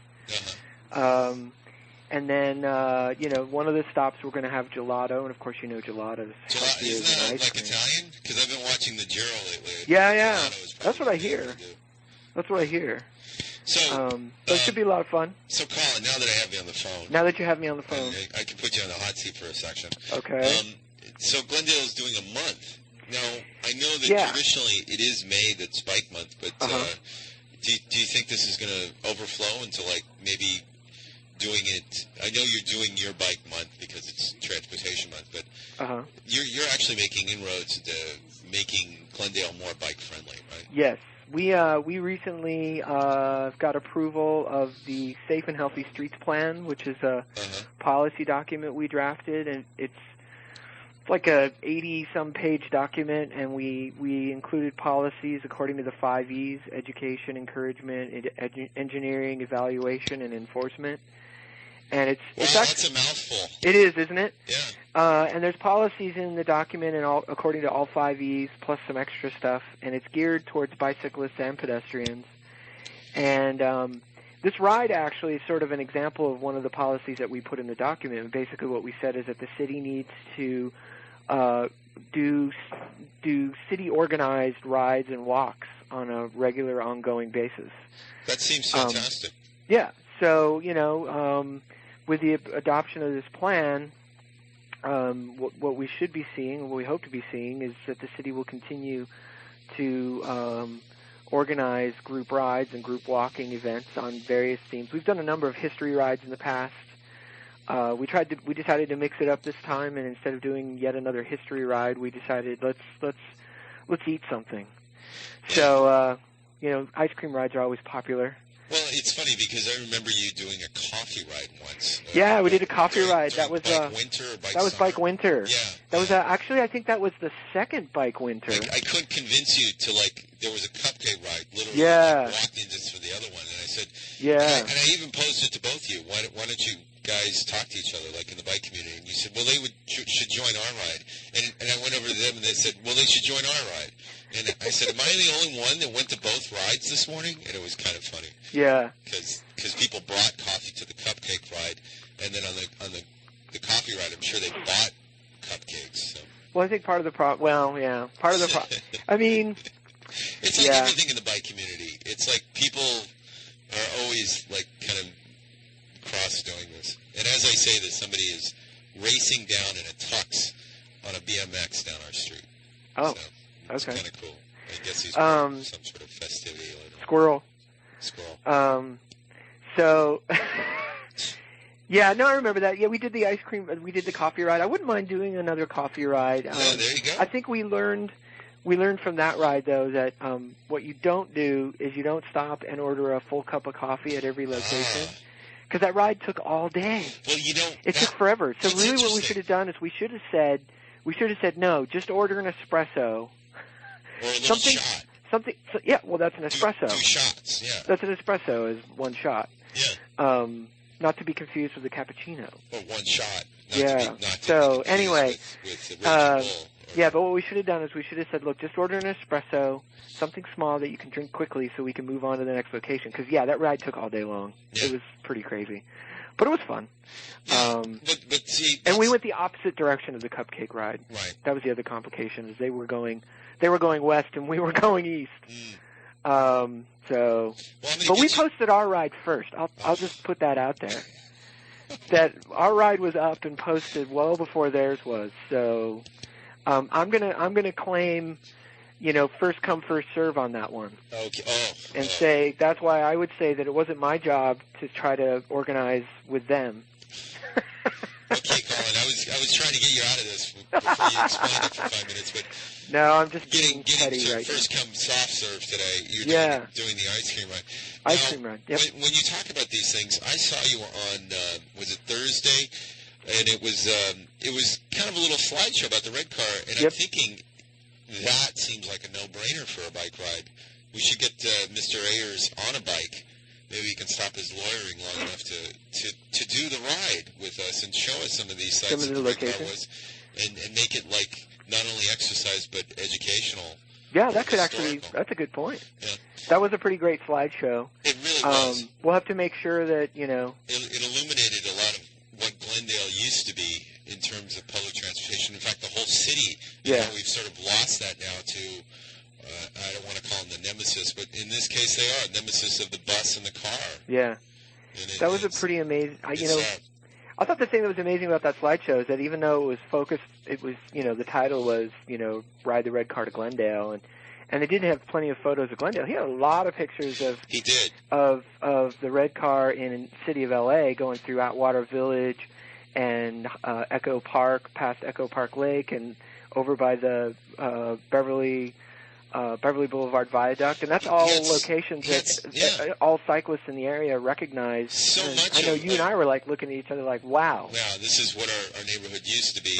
I know, it's pretty amazing. Like, why isn't it like that today? Because lack of foresight. Yeah, exactly, or a lack of greed, or more greed than foresight. Yeah. But having said that, you're doing your ride, and we're going to try and.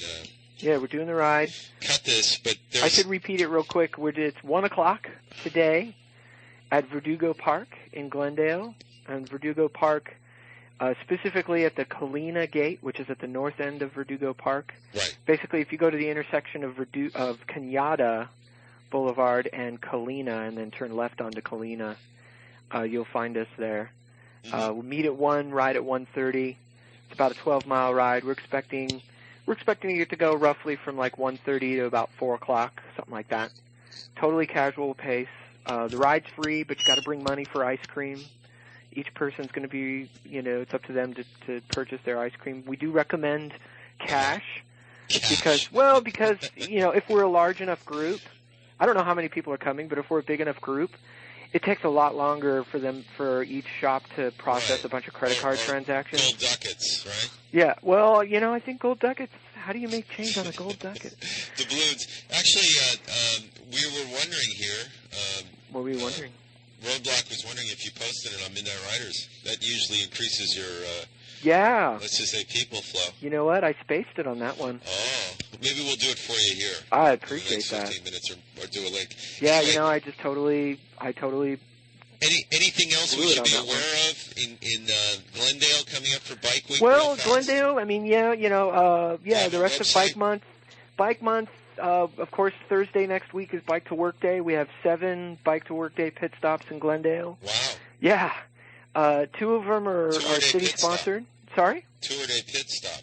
Yeah. So we're going to have 7 pit stops. One of the things that we're doing is through a donation that we received, we're going to raffle off a new bike. If you stop at one of the Glendale pit stops and you fill out a Bike to Work Day survey, you'll be entered in the raffle. And we're giving away, it's a Diamondback Outlook mountain bike, men's model, 18-inch size. We're going to give that away. So that's cool. Sorry? No, I'm giving you crap because you're saying everything about this bike. Yeah. How many spokes? How many spokes? I don't know. Spokes? 16 spokes? No, it's a high spoke count wheel. Okay. So but it's a spokes, huh? but it's a hardtail. It's a hardtail with a front shock. Oh, it sounds good. Yeah. Sounds good. And the other thing we're doing, and actually the Bike Coalition is doing this county-wide, is we're also promoting Bike From Work Happy Hour on Thursday, where we're encouraging people. Everybody just perked up here. Yeah. After work, you're encouraged to ride to one of the designated locations and join your fellow Bike to Work Day cyclists for a brew. And all the locations are going to be posted, I believe, on the Bike Coalition's website or the Bike Coalition blog, one of the two. For the city of Glendale, we're doing it at a place called Tavern on Brand, which is on Brand Boulevard near the Alex Theater.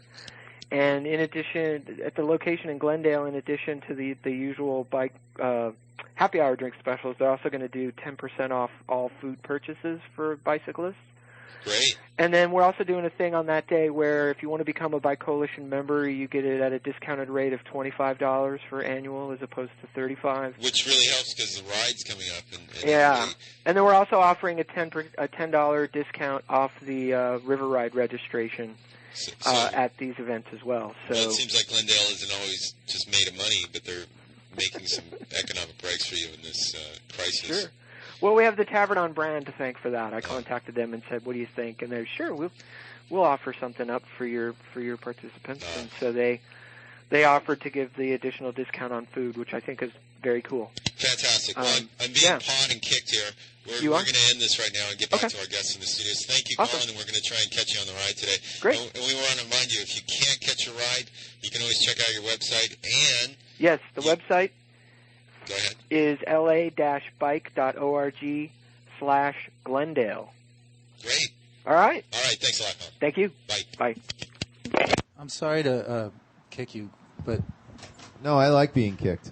We just got we got a new people, plethora of people in the thing, along with Don, who was he was ending that little conversation there about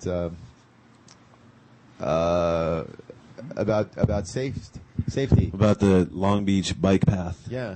And the Bayona Creek. They need to connect it all, and the Universal Studios needs to move all their crap off the public. Well, it's right funny away. because Universal is its own little independent kind of city, and that brings to mind how we should maybe have all the little cities help out and not make it just Bike Week in Los Angeles or Los Angeles County, but Santa Monica could jump in. We're seeing Glendale make their little appeal. Long Beach and the mayor did a ride, I think, today that's benefiting not only the hospitals, but Charlie Gandy kind of emailed me and told me about all the other things that are going on for their Bike Week. And as I say this, Pasadena has their own version. We were mentioning Streets Blog coming out and supporting not only with their benefits and you're getting this their version of the Golden Spoke Award. Their mayor is going to come and ride on Tuesday night, so you can ride with their mayor and give him a little bit of attitude. I know somebody wanted to ask him about some of the tickets they were getting out there for silly things like, the cars would be on their cell phone, so it was a safety issue to avoid him. Yet they weren't pulling over the car for the cell phone; they were pulling over the rider that was sort of having to go into the other lane while it veered. And I'm wondering if you really should be responsible for trying to do something illegal as a method to save you. Anyway, I said, you know what? I'm on your side, but come out to the ride and try to get the mayor on your side too. So hopefully you won't be pampered. Anyway, we're joined by a couple guests in the studio. And Nick, you've gone over to the corner without a microphone. You're gonna let Roadblock interview him. I like this. Roadblock, who is this person? Nick is having trouble because he's off mic, but I'm Steve Herbert, and I wrote a blog on something called Shortcuts on KCRW of all things. Okay. And I've been a fan of you guys for years and years and years, and well, not years and years, months and months, and been just decided to come up and take a look and see what you guys were doing today. Oh, so you're like the radio person too? Yeah, I've been in the business for a while, about 30 years. I'm the chief engineer for the radio station there. Thanks. And he's going to look at our sound system. Maybe. Well, this is great. I mean, this reminds me a whole lot of my roots. You know, when we used to have a high school station back on the west side, and this looks an awful lot like it some years ago. Was it as fancy as this? I feel right at home. Let me put it that way. Cool. Well, so you ride around on a cargo bike. It's one of my bikes. I've got 3 now, but I got a Electra Townie that somebody converted to with an extra cycle kit and made it into a full cargo. So it's got the snap deck on it and the extra cycle version of panniers, so you can haul just about anything on it. I ride around with my surfboard and bags of groceries and some equipment sometimes and whatnot, and it's a very nice hauler. Does Electra? I'm sorry. Does it mean electric? No. Right. No, okay. it's just the brand. Sorry. Here. No electric. Question? Anything? And we also got Eric Ochoa here, who's our race reporter. A lot to report on, and we'll get to him in a minute. But riding around Los Angeles, especially in Santa Monica, we know that they're doing a lot. They say they're doing a lot for infrastructure. Do you notice that out there in Santa Monica? You see a lot of bike lanes, actually, really? on around, like, up and down Broadway and up and down Ocean Park until you get into the area that used to be the old Douglas factory over there. Do you guys still call it that, the old Douglas factory? Well, I mean, I was born and raised. I was born in Santa Monica and raised here. So that's no, I don't think anybody else calls it that, but a few of us still do. Well, they're also building bikes out there. I know the public bike is built out there, and the Linus bike is got some sort of operation out there too. Maybe not solid manufacturing jobs, but they're actually doing some what do they call it, assemblage out there. That's cool. I didn't know that, to be honest. I'm wondering, riding a cargo bike, do people look at you like every once in a while like you're homeless or something? It's like, why are you carrying all this stuff on a bicycle instead of go get a car or something? It's a real, actually I get real positive results. It's kind of cool. I had been commuting back and forth to work pretty steadily for the last 3 years, and I picked up the cargo bike I think in February. Some guy on eBay had it, and it was really clean. This particular bike was, and so more than 60% of the time, I either get people who kind of wave at me and give me a thumbs up, or if I went to the dentist office and I needed a place to park it. The thing's a little bit longer than your average bike, and so they let me put it right in the lobby, which really surprised the heck out of me. And I was like being apologetic for taking up half their lobby, and everybody in that office and the other patients and everybody were all like 100 questions asking about it, and they were just drooling over it and really just thought it was the coolest thing in the world. And and it is. It's a lot of fun. It's not a fast bike, by any stretch of the imagination, hauling stuff, but it's certainly a useful bike. I want to talk to you about your blog. Okay. Are you a blogger? No. I'm a very square mainline broadcaster, basically, is what it comes down to. But I got really passionate about commuting, and so I started. I basically, my version of blog is like Facebook, and talking to my friends and whatever. And we got an internal version of that at work for just kind of shooting information back and forth kind of in real time around the station. You mean KCRW? Yeah, KCRW, yeah. And so I started leveraging that and started putting out a little thing every day about, Bike Week's coming up. Here's a video that you might want to pay attention to. Here's some things that I had to overcome as far as getting off my butt and getting on the bike to get to work, and some things you might want to consider, and this, that, and the other. And a gal named Kajan Cermak, who is our afternoon board op and also does our traffic reporting, she was reading that and was saying, this is perfect for a blog, because she has a blog called Shortcuts on there. And so anyway, we just went and repurposed a little bit of that, and I did 3 this last week, trying to just in a hurry, basically, to get people on the bike. So the first one was a little bit about my story. Second one was a bunch of fun videos on to kind of motivate people, and then the last one, which Nick was just having up here a little bit ago, was on some of the issues for people who have just never been on a bike. For the people who are listening to this show, I'm sure it's all old school stuff that you've all dealt with. It was so thorough, it was so basic and specific, and like it was the clothes, the helmet, the checking your bike, and don't take it too seriously. I mean, that's the thing. I mean, sometimes I'm an engineer, so I'm always like working off checklists and trying to make sure everything is perfect and whatever. And I know a lot of the people out there who want to do stuff, and they just if it's not all 100%, they're not going to go for it. And this was kind of like, well, okay, so think about this, think about that, think about this. Make sure you know, Google Maps, nice, easy way to go ahead and use the bike selection, because a lot of people don't know about that. That sort of popped up here, I think, in the last year on that front. And you know, just don't be perfect. Just try to make it work. This is just one of your interests. You also play underwater hockey. Yeah. No, underwater hockey. I helped. I stumbled on it almost 20 years ago and helped form a club here in L.A. Puck is made out of lead. Puck is made out of lead. It's about 3 pounds. It's coated in either Teflon plastic, or sometimes they make them out of brass. And we got little handheld sticks that are about a foot long, painted black and white. Snorkeling gear. It's all snorkeling gear, played on the bottom of a pool. Goals on each end. 6 to a side, and we divide up into black sticks and white sticks, and pucks dropped in the middle, and we go at it. That's funny. I want to talk to you a little bit about the KCRW crew. Now, are you encouraging people from KCRW to ride to work? Yeah, I mean, do a lot of them have that opportunity? We actually have, I think there's about 8 people right now out of a staff of about 60 who are riding back and forth on bikes. Do most of them live in the area, or are we? I would say within. I'm about 6 miles out. I think the furthest is about 10 that they're riding. Because 6 miles is actually a big deal to someone who hasn't done it before. Exactly. Well, as you can see, I'm not exactly the most slender guy either, so I come in pretty sweaty and whatnot. And we've got showers and places we can hide the bike and all that, so it works out pretty well. Now, one thing is that there's car talk on KCRW. No, it's not on KCRW. It's not. It's on KPCC. KPCC? And, and KPFK had another version of car talk beforehand, but yeah, no, we carried it many years ago. Okay. And it after the NPR structure, there's 3, All Things Considered Morning Edition. Those are their signature shows. Car Talk is number 3, and the stations pay per listener, not per listener, but per Arbitron audience size as to how much the dues are going to be.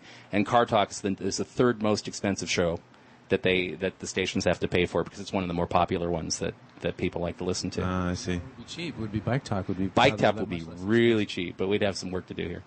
Yeah. Any chance of getting something like, not necessarily Bike Talk, but maybe something like alternate transportation talk, or something that, just something that encompasses more than Okay. Well, let me put it this way. I've been with the station for 30 years, and my job as the engineer is to keep the infrastructure working, protect the signals, and keep it all on the air. I don't get into programming. That's not my realm of responsibility, so I can't spot. But I can say that I have been pushing for more transportation type things, and the blog is one of our first steps. Well, we're on KPFK anyway, which is. Everybody wants to be a program. Hold on. I'm gonna fix. Could we be on KPFK and KCRW would be the first show to bridge the, I'd love to see something on bikes going on KCRW, but. I mean, if they think it's too focused, maybe it could be something that's like green talk, like where it's like public transportation, all these kinds of tips and tricks. Yeah, it's not. It's outside of my realm of responsibility. But you're the one we have in the studio. So. It's kind of like beating up on the street worker for Villagosa. That's the argument. Everybody wants to be a programmer. When they hear you work at a radio station, they want to program. It's just like you work at a TV station. They want to put on your favorite shows and stuff. Yeah. But I'm wondering. You said there, and I picked it up. You said, we find places to hide the bike. We're just the opposite here. We like to show the bike and show that. So we get that comment. It's like, you rode your bike here or something? Well, it's not so much that we're trying to keep it away from people seeing it, but the place was built 25 years ago. The studios were, and there weren't any incorporation for bikes in the studios themselves. The college has tons of bike parking. Well, tons, and we're on the campus of the college. But they also have a bike theft problem too, and so it's safer if I can go ahead and squirrel it in the back room or something. Ah, I see. Now you bring something to light there. The university is not the radio station. The radio station is not the university, because I remember when I went there was a big dichotomy about like, oh, you want to do radio? Well, this isn't the place to go. And I go, but I hear KCRW all the time or something. That's something we should just make clear. It in people's emanates mind. out of Prop 13.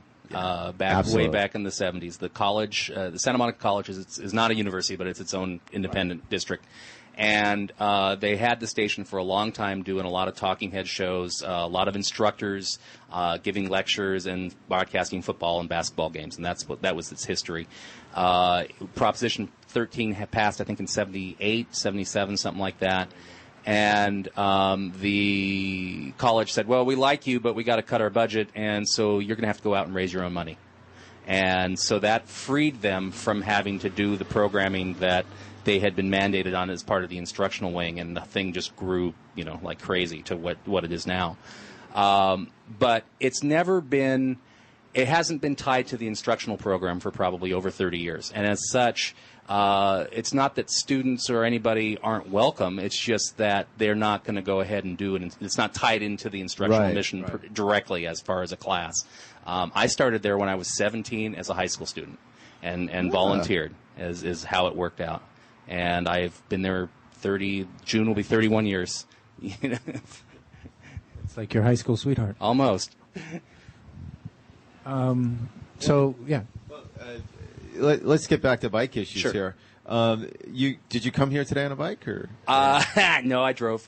Well, that's okay, but everybody. I'm running a marathon tomorrow, and I had to go to our pickup in Pasadena. So. It's funny because we always think that we've been discussing about the west side to the east side kind of sort of transit system that they're trying to do, and the expo still hasn't been built, and in fact. I was going to show part of that as part of Bike Week. That was one of the highlights. The Expo Bike Path, yeah. About 3 years ago, we took it, and it's still sort of, they're finally going through testing and stuff. Do you find yourself that if you ever have to, you'll probably take that, or is that something? Oh, yeah, definitely. I'm very interested in that coming online and making that happen. But the honest truth was I had it all mapped out to come out here today on bike, and I'm running the Pasadena Marathon tomorrow morning. And I didn't really want to go. Which we thank you. I just didn't want to go ahead and do all that. And and try to make the ride, and then try to do the run in the morning, and still have enough stamina. So, absolutely. Well, we commend you on that. Now, Ray, we're talking about programming and everything too, but as far as a place to bike, it's really nice to bike in Santa Monica. I know you've said that before. Bike paths, bike people, and stuff. Bike Month is coming up, but we haven't seen anything from Santa Monica they're doing. Do you think the city is going to change that, or is it just economics right now with being the home of the homeless? I think the city of Santa Monica likes to tout a lot of their visitor and tourist attractions, and I'm not sure they have biking as their first and foremost subject on their head. That said, they have put a lot of energy into bike parking facilities. But, the city is one of these things where you go in and you talk to them about something and they'll respond in a lot of doublespeak. And it's a very bureaucratic place. Over the years, it's just gotten more so. And we broadcast the city council meetings and just dealing with city staff on trying to get the facilities, when we have an issue or whatever, it can be really interesting because they have their ideas of how everything should be. And if you come into their world and try to change that a little bit, they get a little wiggy. Do you do you interact with the politicians at all? Not so much, no. In fact, it's sort of like when you were broadcasting live on KPFK, you did it from right here, right? So you had a link that went in the same kind of thing. We have a line that goes from the council. No, we went in there. You were there? Yeah. Okay. Once or twice. But so it's all kind of remote control. We carry it, but we're not down there.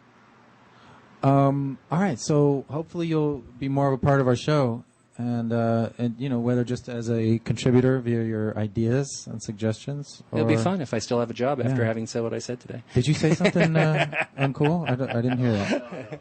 But I want to get to. Yeah, we will. We'll talk to you more about that, and thank you for illuminating about Santa Monica and some of its infrastructure. But just because he's here, and there's been so much going on this week in competitive cycling, we have Eric here. Eric, we're going to give you this one. Okay. Like last week I mentioned, the Grand Tour season kicked off with the Giro d'Italia. And, Grand Tours are always something like really to get psyched about. And it's usually always a great thing for, cyclists to take part in. The organizers try to make, Grand Tours is exciting for both the riders and the spectators watching.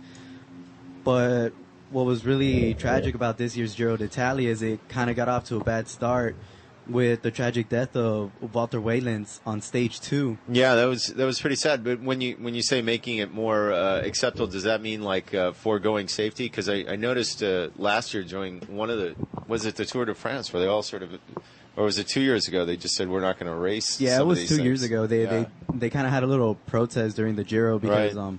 I think it was a Euskaltel rider that fell and had to be airlifted over to the hospital because of his injuries.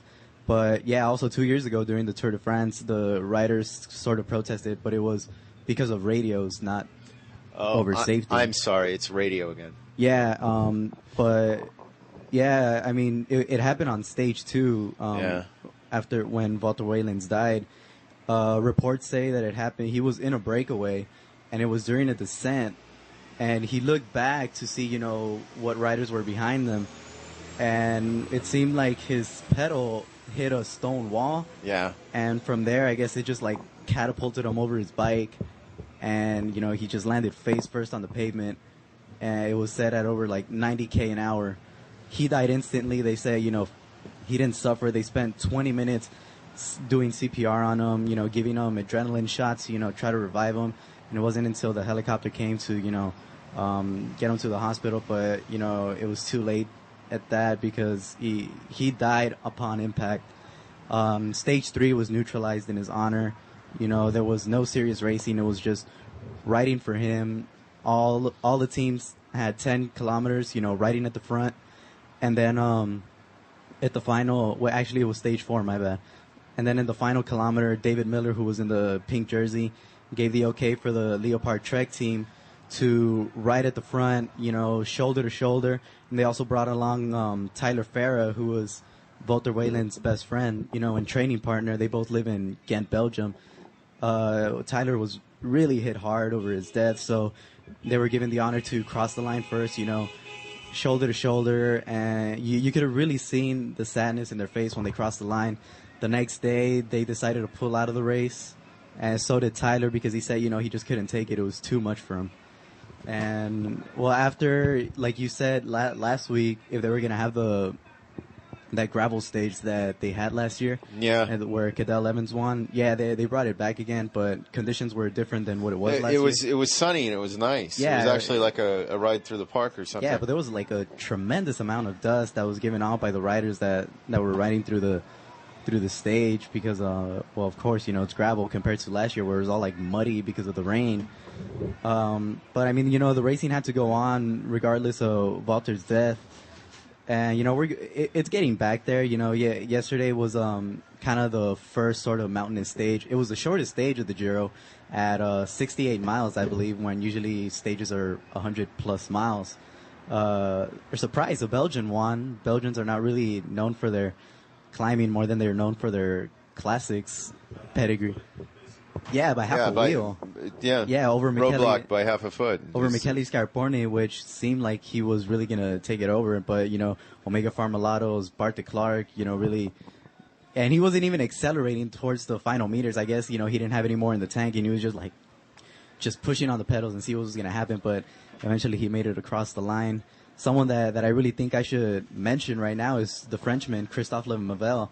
He's not getting much attention, even though he lies 5 seconds behind the general classification. Absolutely. And I got no idea. I mean, even when they pass it on Universal Sports, when they pass the general standings, they don't even put him there. I guess they're not really considering him a threat towards the general classification. I think he looks good for a top 10 spot right now. And the course can suit him because he's not the best time trialist, and there's not many time trial kilometers, and it's more pretty much climbing. The thing is, we're not so sure how he's going to face up to the climbs against, Joaquin Rodriguez, Alberto Contador, Michele Scarpone. Well, it's funny because you mentioned Contador. It was like I caught a bit of it today before I came in, and they were touting the fact that Contador almost like came up the I guess it was a summit finish today before. Well, it was it was a pretty flat stage. They were thinking, if the sprinters teams were going to put the gas on it, it was going to end up in a bunch sprint. But there was this little sort of climb towards the end. Not sure how steep it is. I think it was like around 5%. and which really seemed like a good catapult for a good attacking rider to launch an attack for the win. I looked at the results and I really wasn't sure. I'm not sure if it was a Geox rider or a rider from the Farnese team, but Alberto Contador came in second. I know. Yeah, that. he came in second, and it was kind of funny. They were making more of second place than they were of the winner. That's how usually some teams make it. They make such a big deal over like a top 10 or a top 5, other than first place. And I don't know how much more time I got, but I also want to include the fact that tomorrow the Tour of California starts. Absolutely. Yeah, it starts over at Lake Tahoe. The organizers have been a little worried because they said that they might expect snow, so they may have to make a little changes over to stage 1. This year's Tour of California, I remember when the Tour Down Under was around in January, how I explained that, many people don't really look into those races because the stages are just dead flat and every stage ends in a bunch sprint. So, the organizers are trying to make it more interesting by adding, more climbing, trying to make it more European. And absolutely. And they're even, some of the things now, they're stages that some of my local friends are saying, hey, we got to catch this because this is, there's definitely a bunch of hype over this year's edition. The time trial was brought back to Solvang as opposed to last year when it was here in Los Angeles. Right. Michael Rogers, apparently the defending champion, isn't going to be there because he says he's sick, but his absence really won't make that much of a difference because the field this year is so packed. It is, and a lot of people are figuring, let's do California instead you have doing Italy, and the course for the Giro this year just seems to be grueling in some respects. And like I said, many summit finishes, and it's they're crazy. They're going 7 up, or 8, and they're going up to tomorrow. They're going up to. What is it, the top of that volcano? Mount Etna, which erupted twice somewhere this week, so they're kind of a little worried about what's going to happen. I don't know. It's like now you have to face lava flow. Yeah, so for the people that don't see bike racing as exciting, a volcano erupting, this is the day. Pass through tomorrow, get up early and check that out. Yeah, so Tour of California and the Giro d'Italia, two races that are going on, pretty big races. The California is the biggest race here in the States, and the Giro d'Italia, of course, the biggest race in Italy, so something to look for. The Giro d'Italia is going to be broadcasted usually in the morning. Again, you can catch it at Universal Sports every other hour, it seems. Yeah. And the Tour of California is going to be on Versus. I'm pretty sure the same way every other hour. Yeah. And so you could be a couch potato and still be a cyclist. Yeah. Especially during the winter, but during the winter there's not much racing going on. We recommend that you don't watch TV all this week and get out for some of the bike week events, and we're going to list them more. But you'll be back next week with week 3, I guess it is. Week two, yeah. Kind of topping off what the Tour of California is. And week 1 of the 8 weeks. The tour. So it's probably going to be the penultimate stage on a Saturday. And of course, we have some religious programming in the back from our people outside of the corner with a bullhorn. I think Bike Talk is getting ready to play the music now, right? Yeah. All right. Steve says that those are the end of the world, guys. Steve says this is the end of the world, and of course, as we know, we have a whole year, so don't panic. 2012 is, I guess, the end of the world in the Mayan calendar. I like to think the end of the world is only when gas gets to be $20 a gallon. No. It doesn't really matter because we're on bicycles, right? All right. Kill Radio. You can ID it and play the music. Bike Talk at kpfk.org. Live Bike Talk at gmail.com. This is Kill Radio. And we're out. Thank you for all the people who called in. We had the Tom LaBonge interview, which was pre-recorded. We had Colin Bogart from LACBC in Glendale. We had Steve Herbert. We had Roblox, a.k.a. Don. Jim Brown. We had Jim Brown from the California Bicycle Coalition. We had Mauricio but Mauricio was from the Mountain Biking League from John Burroughs High School in Burbank, and we had Ryan Jenkins from Troy, who rode his tall bike to Toronto. Yeah. All right. Join us next week. Woohoo!